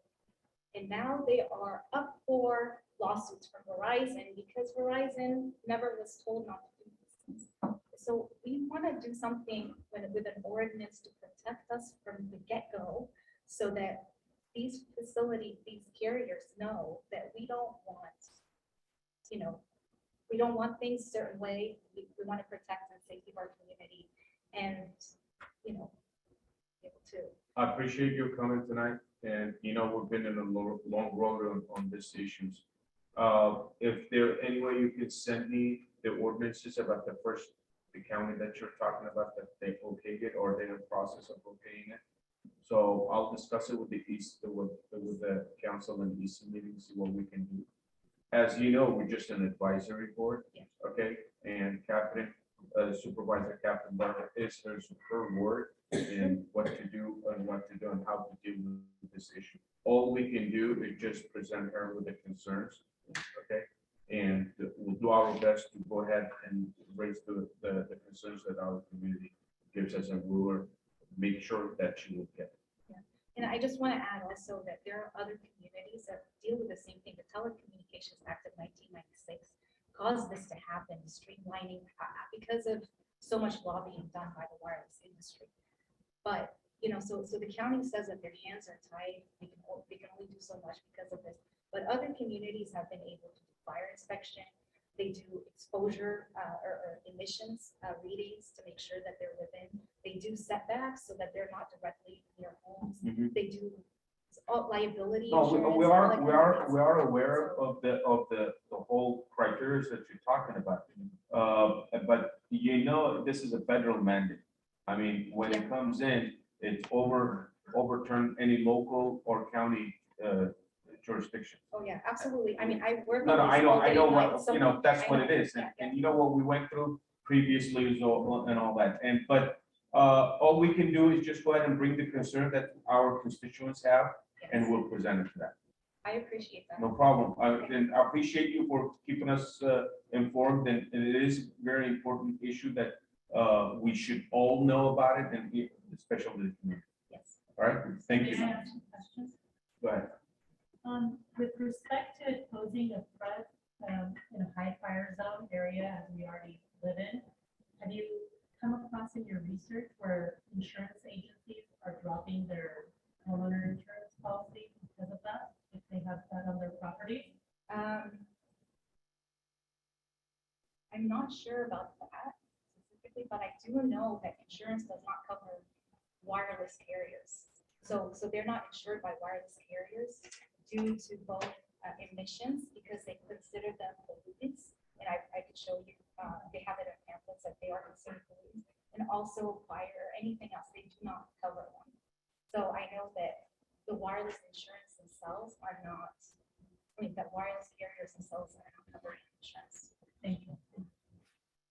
thank you very much. Thank you. Thank you. If there isn't any other. Justin. Justin, I will stay within my 2 minutes, sir. Thank you. I have good news to deliver, I think, for both me and you, if I'm being perfectly honest. I need to announce that this is my last meeting that I will be covering the Crescenta Valley Town Council, as I have accepted a position as the editorial page editor for the Las Vegas Sun, and will be relocating to Las Vegas. So I wanted to say thank you to you all for the opportunity. I wanted to say thank you to Robin and Mary at the CV Weekly, and encourage people to please, please, please subscribe to the CV Weekly. Take out ads if you have the ability. Local newspapers are being decimated right now. They're, the best report we have right now is that about 25% of all local newspapers in the country that existed 10 years ago no longer exist. And so they really need all of our support. But just thank you for the opportunity to come report to you. And then I wanted to just also note on a personal level, because I rarely get to talk personally to you all. During tonight's presentation, there were some questions asked about, who originated the Foothill Active Transportation Project, who would benefit from it, and how they would benefit from it. I would like to say that while I know I am not the original originator, I am involved in an organization that has been one of the originators. It's called Streets Are For Everyone. We advocate for street safety. We are not a cycling advocacy group. We are a street safety advocacy group. And we do that because we know that creating actions that slow down cars and calm traffic will save lives. I also wanted to say, while I don't live in Crescenta Valley, I live in Altadena, fairly similar neighboring community. And I'm a cyclist, right? I would use that lane if I had an option to use it and I were staying here now. Of course I'm not, but just last week we installed a memorial on Foothill Boulevard for Jeff Knott, who was a resident of Sunland, Tahunga, who died while cycling on Foothill Boulevard. He was the third cyclist killed in the same half-mile stretch of Foothill just in that year, which was 2016. After his death, the city of LA installed bike lanes, and despite complaints from some of the community, 0 people have died since they installed those bike lanes, even though 3 a year were dying. Right? The Crescenta Valley High School has a cycling team that is the most awarded cycling team in the state of California. Clark Magnet has a cycling team. St. Francis has a cycling team. Supervisor Antonovich is an avid cyclist. Anthony Portantino credits cycling with helping him regain his health and fitness. There are absolutely members of this community who are cyclists, and they would benefit from this project. But more than that, all of us would benefit, even those in the cars, if we don't have to bury any more of our neighbors, our loved ones, our family members, or our children, simply because they decide they do want to walk or bike in their transit. So that is what I have to say personally and professionally. Again, thank you very, very much to all of you for the opportunity to report on you. Thank you for talking to me through the last couple of years and for allowing me to be a part of this community for the better part of a decade now. It started with Assemblymember Gatto's office, and I was proud to serve you and represent you then, and be your conduit to Assemblymember Gatto. And I've been proud to continue to represent this community in a more public forum with the CV Weekly. So thank you very much, and please keep up the good work. This is a community worth fighting for, and when you all fight for it, you do it well. So you should take pride in that. Thank you, Justin. Good luck in your endeavor. Thank you. Have a good night, everyone. Goodbye. Bye. Have a great night. okay. I will now close the public comment. And item number 11 is done. Item number 12, council business. Treasury report. Okay, good evening, everybody. My name is Donna. This is the Crescenta Valley County Council Treasury Report, March 1st through March 31st, 2022. Balance on hand is $3,929.73. Income 0. Expenses $45. Retained funds $2,536.38. Council funds available $1,348.35. Any questions to Donna?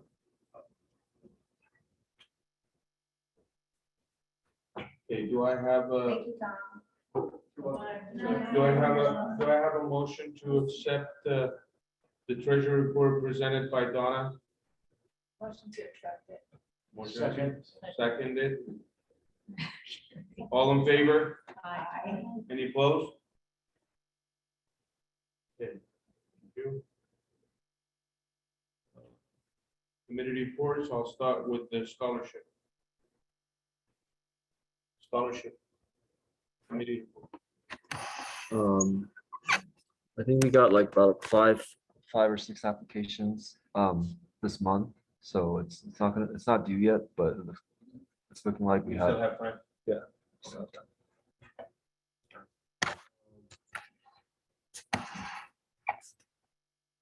Streets and roads. Now, we got an,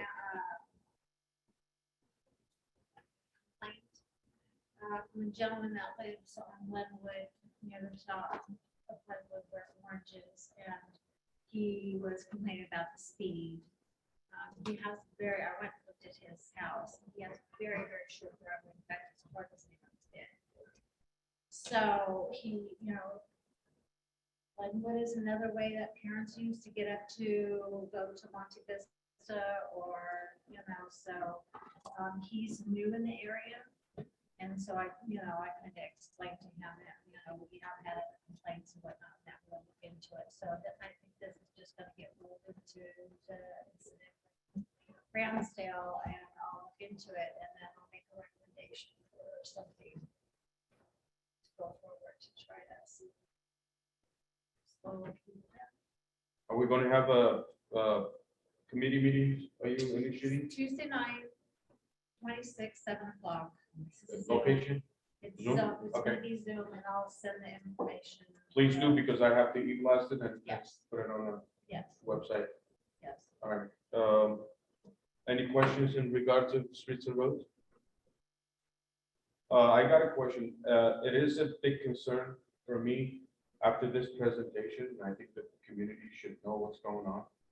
And somehow we have to outreach and we have the community. I will talk to the outreach committee, and also we'll probably discuss this in the AC meeting. It's very important that we got to help the bicyclist group that we have here. But in the meantime, we'll also have to see how it's going to reduce the way the traffic pattern is going to be, and how it's going to help our business community and all that.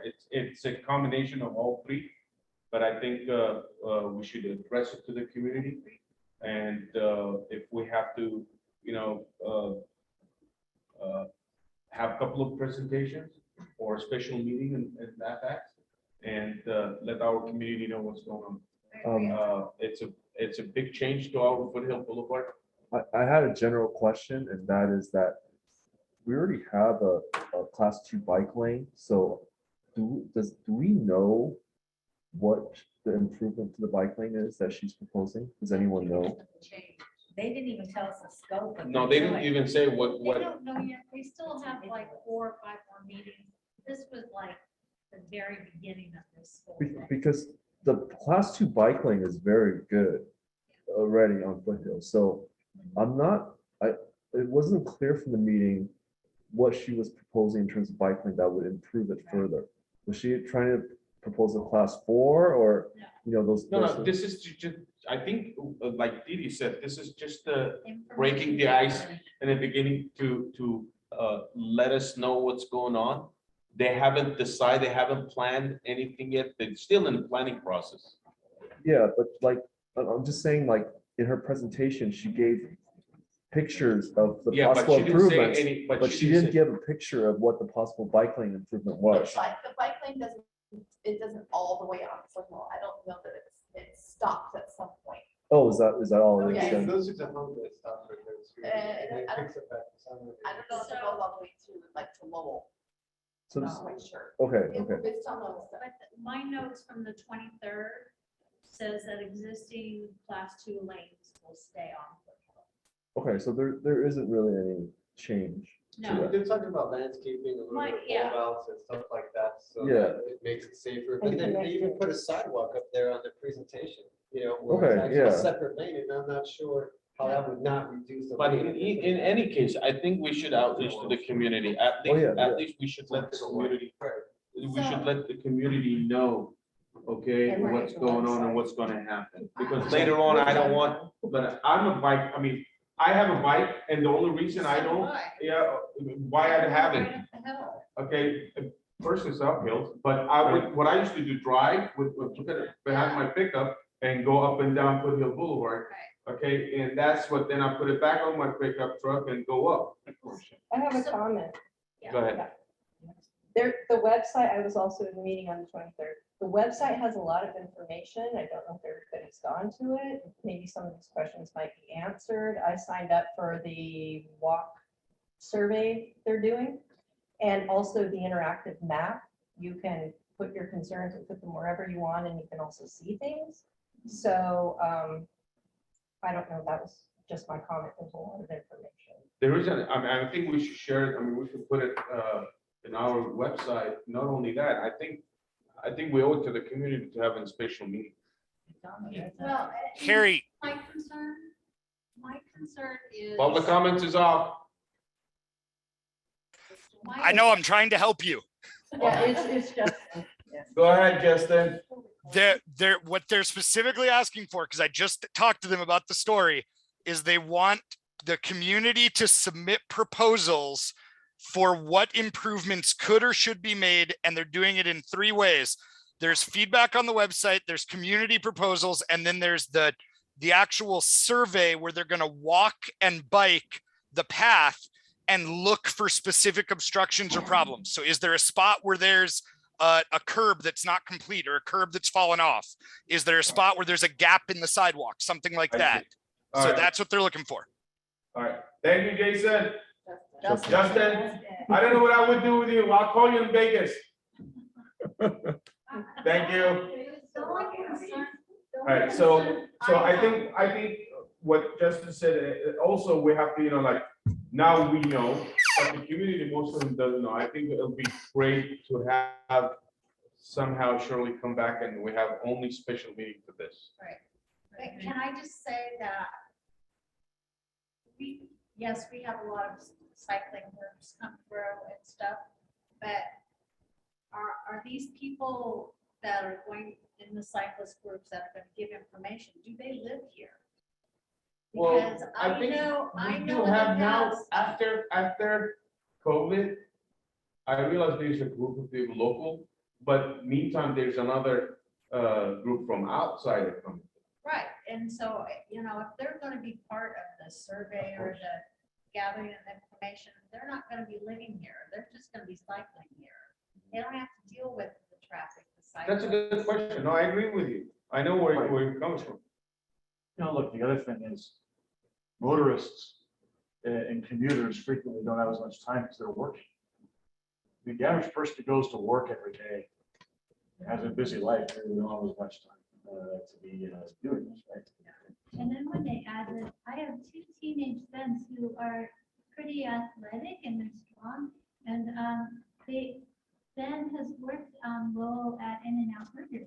And I mean, that would be like the ideal commuting, bike cycling person is someone who lives in that area and is strong enough to bike to In-N-Out job. But it's just, even he is like, I can't do it, Mom, because I'll get there all sweaty. And then his brother went with him to go get a burger and he threw up by the time he got there. Right. Oh, Anyway, so I think we owe it to the community, and I think we have to, somehow, all those 3 things, the survey, and the website and all that, we have to somehow teach or direct constituents to go into it and click in and do the surveys. Their outreach, this is my opinion, their outreach seems very much like, please join us on the journey to this project. Whereas maybe we don't want that. And maybe there's people that just don't want this at all. And in that case, they're almost completely left out of the outreach the county is doing. And I think we can do our own outreach and we can form our own opinions outside the confines of what they're trying to set up. But from what I understand, Lafayette wants this. Glendale wants it. We're sandwiched in the middle. Right. Yeah, but I've been reading a lot of like with that thing you're saying about the Y, and it's really like, I hear the comments about people are uproar about it. Yeah, people are not They know about It's it. a whole about. They say, oh, you guys push through over there, and that. So I'm not sure even there who's wanting it, really. I mean, who's wanting it? Well, whatever the community, guys, we represent the yay and nays of this community. So we owe it to them and we owe it to each and every one of us that we have to, listen to them and present it in a perspective way of how they proceeded. They're waiting for our proposal. And there will probably, some of them have different ideas. Go ahead. I'd like to make a suggestion. The gentleman had a really good point about all the Facebook pages. There's probably, in my estimate, there was an incident that occurred 2 days ago. So I posted about this incident on all of them. And there's collectively about 15,000 people. So Donna and Dee Dee, you guys are in charge of the social media and the Facebook, is that right? Or Donna? Carrie. Okay. Oh, Carrie? No. Carrie. I don't have access to it. Well, yeah, I gotta give it to you. Who's- I don't just- So Donna and Carrie are for the website. Oh, okay, well, and also updating our website, right? So, maybe, I mean, do you know of all these pages? Would you Yeah, like I'm me on all to? of them. Okay, So for example, the survey for the parking was done after the first meeting. It's already been put out there on Facebook. I saw it. yeah, so on Sharon. all 8 of those, groups, on all 8 to 10 of the local groups? Yeah, I just saw her post them on a couple of them. Okay, like, so we are disseminating the information So was my question. from my perspective of going back to things, like when there's something like an incident, people are all involved. But Right. when it comes to something that you're asking them to do, nobody wants to get involved. Right. Like, okay, so, for example, like I put on all the pages about the youth council to vote. Yeah. We got a total of 200 votes. Right, So, I mean, we can put it out there, that doesn't mean that Yeah. it's but going to at happen. least we can answer to say we Yeah, get yeah. that. Right, it's shocking, and I was surprised, like, last year when I started doing this, and it seems like you're surprised also at the small response. that I'm we not get. surprised, I was just asking if you're Okay, using well, all no. the groups, because Well, I know how little Okay, then people. my comment is that I was surprised. And I'm sorry to assume you were surprised. I mean, I was surprised at the fact we see these very impactful issues and there's not as much interest as you would expect. Oh, so I Except- did the outreach for the Yeah. Eagle Canyon Trail, right? Right, yes, So I did it on all the pages. yeah, I didn't get any, I think I got 2 letters from outside of our actual outreach to the neighbors.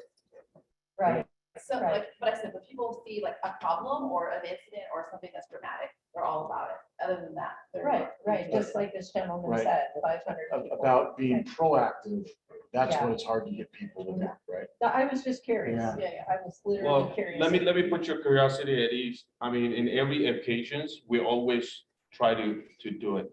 And we always done it. Okay, so I share it to my personal, when I share it, it goes to all the Facebook posts that already I'm in it, which I'm all over it. And Donna does it to her personals, okay, and put it on the website and the Facebook. And our Facebook, okay, it goes to everyone because we're all joined to that. So, I mean, we do our best to put the information out there, and I guarantee you we do. And to the gentleman's, if he followed our posts and all that, we did. And last year, a year before that, when our Streets and Roads Committee did outreach in regards to the speeds, okay? And I don't know where he was, but he wasn't, paying attention and all that, but we didn't agree this council did not agree with the study because that wasn't suitable to what were our concern. So we asked for another study. We asked for another study. We're still not concerned. I mean, we're not satisfied with it, with their study. They came and say, hey, you don't have enough. We wanted, for your curiosity, we wanted somehow to change the traffic patterns on community and Ramsdale, community, Glenwood, and all that, because we have no crossing guards over there, and the kids are just flying left and right. And we have La Crescenta Elementary, people are just using Ramsdale and community to go to La Crescenta community and Prospect. So all that, and they come up and say, oh, no, you know, we cannot, you had only 6 families going down. We didn't agree with that. And they said, no, go back, do it again. So we did all this, and it was on Facebook, it was on our website, it was on CV Weekly. All right, so I mean, we tried our best. They don't see what we do it, but when it comes, like Perry said, when it comes to time that really it concerns, they just come and say, oh, this is what happened, what were you guys? But we've been doing it. You can follow our all the minutes, and you can go to the archives and see. No, I understand. Yeah. That was not. But no, what this is, no, this is the issue, and then we will continue to do that. That's our job. Okay, that's what I said. I'm gonna ask Didi again, okay, to do that, and also if that comes up on the Tuesdays, please, you know, we gotta address this, and I want a recommendation. Come to the council for next meeting, okay, and we gotta write a letter, okay, to make sure this is gonna happen. Okay, all I need is one car go through one house.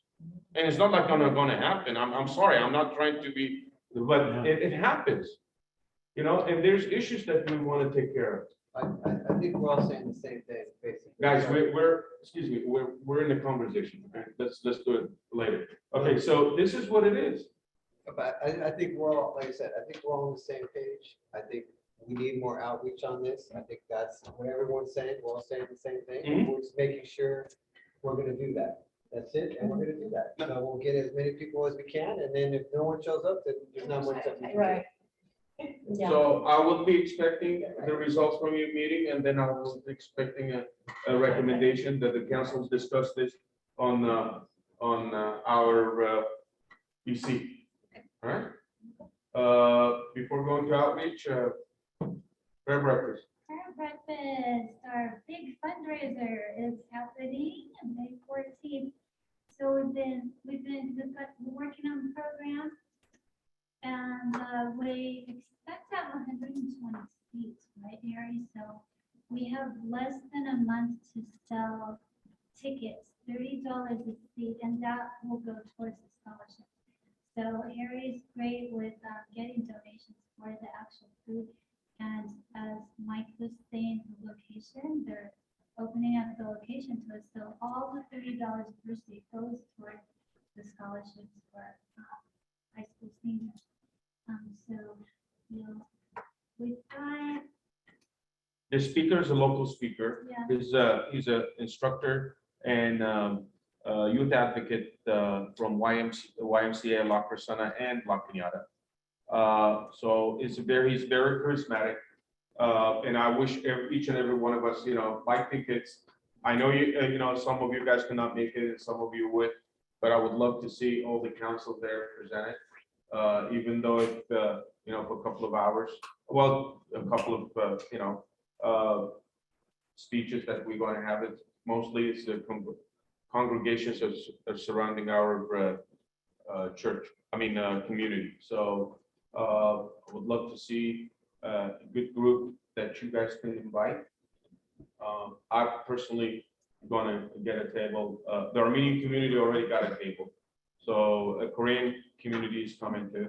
So it's a diversified thing, and I hope each and every one of you can try to, because the money is going to go to help the scholarship. Not only that, will pay our general fund, our operation fund.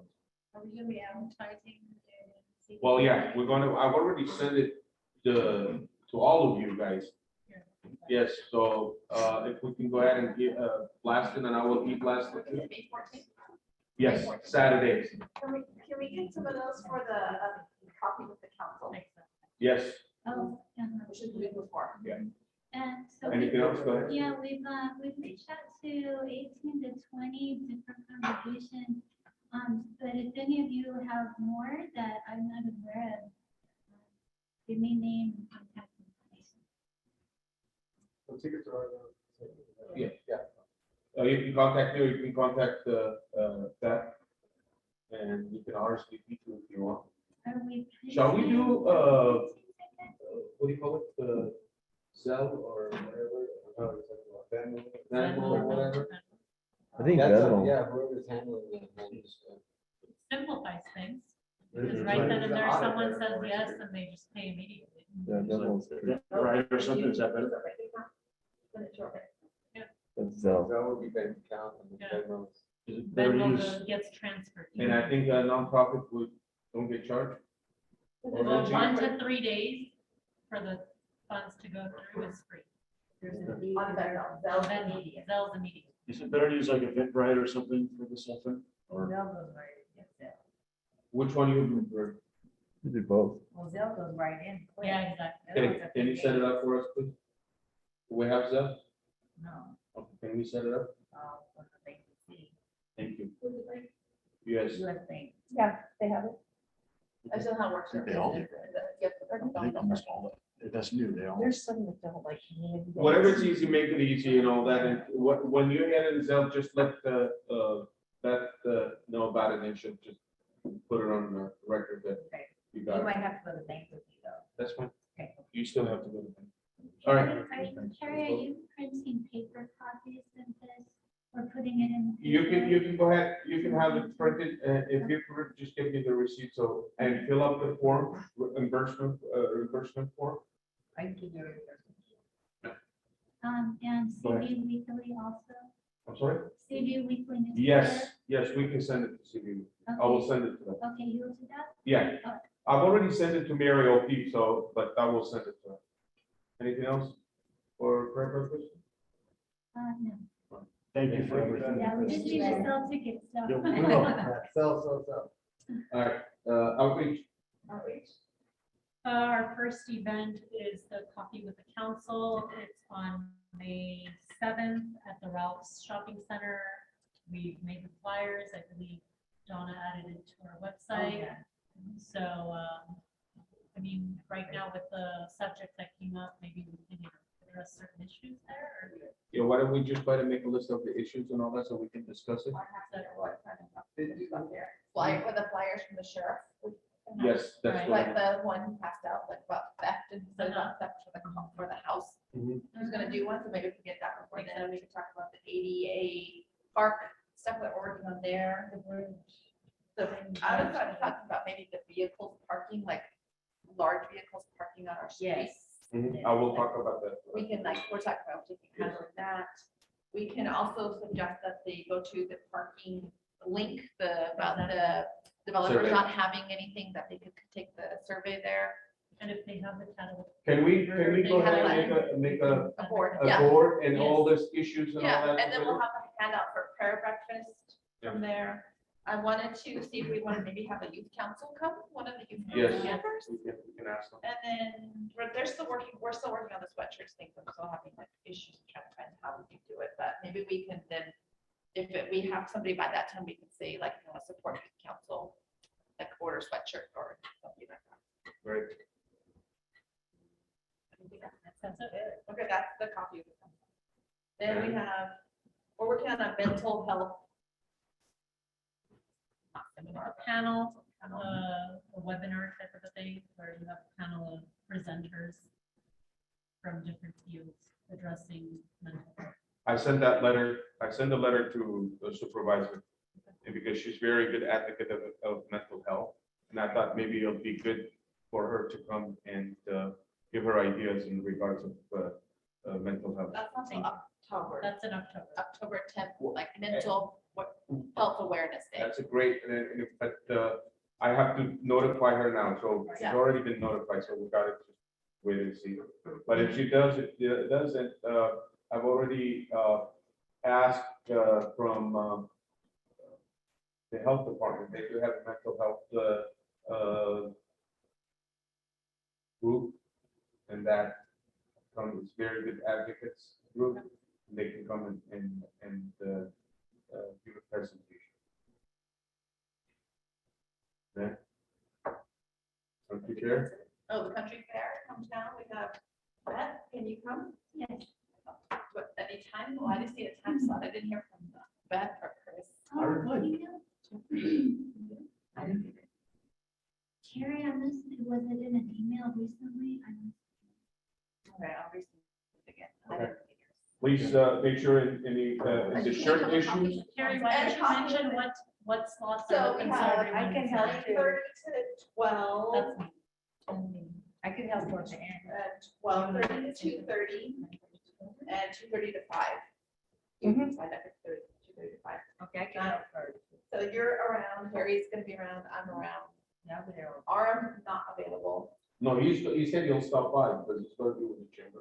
You see the last email? Arm? Yeah. Or maybe it's copy of the council, he won't be there. I I won't just be wanted, he'll be out of town.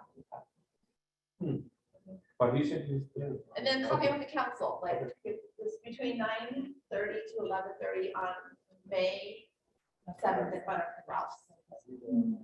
Okay. Good much. If you guys need any shirts, some of you don't have shirts, please contact Frida. I have a question about, we already read it. Since we're gonna be there first thing in the morning, do we need to bring anything like that, put up on? Harry will bring it, What? the banner. Oh, the banner, I'll bring it. I'll So bring the send us the banner. night before. If we're doing the issues and stuff, Yeah, always bring it. Bring the board. Oh, the bring the board, that's what I'm Oh, bring saying. the If we're- prayer breakfast, please, too. We'll have a second prayer breakfast. Yeah. That's coming up before the copy, so we're doing. Right. Copy. Copy, yes, yes. We're ending the Zoom, We right? can do that. We're ending the Zoom, right? Yeah. We're not No, ending the there's, Zoom. there's no people. Oh, you have two people? No, There's five. so you want the Zoom to be on but not recording? Is that what you're saying? Or, Oh, doesn't matter. Doesn't matter. okay, Okay, Okay. so, This is dark boring stuff. okay, all right, bye, Justin. Bye, everyone. All right, bye, Justin. Bye, Justin. See you, Justin. Good luck in Vegas, literally. Make lots of money. all right, Tell me the so, slots. At the fair that you need me there. Yeah, you're gonna want to come in the morning, then I. Yeah, I'll come in. Okay, so I need 12 to 2:30. Okay, I can do that. Okay. I'll probably hang out for a while. Okay. So I'll come in. I know, I have to go. I'm not before Chris. I think it was the second. Okay. Hi, good evening, everybody. I just want to remind you that the lights are going to go off at 10 o'clock. Oh. Yeah, we know that. Okay. Thank you. Thank you. Reminder. Thank you. Yeah. Wait, adjourn. All right. Announcements, do I have to read this letter?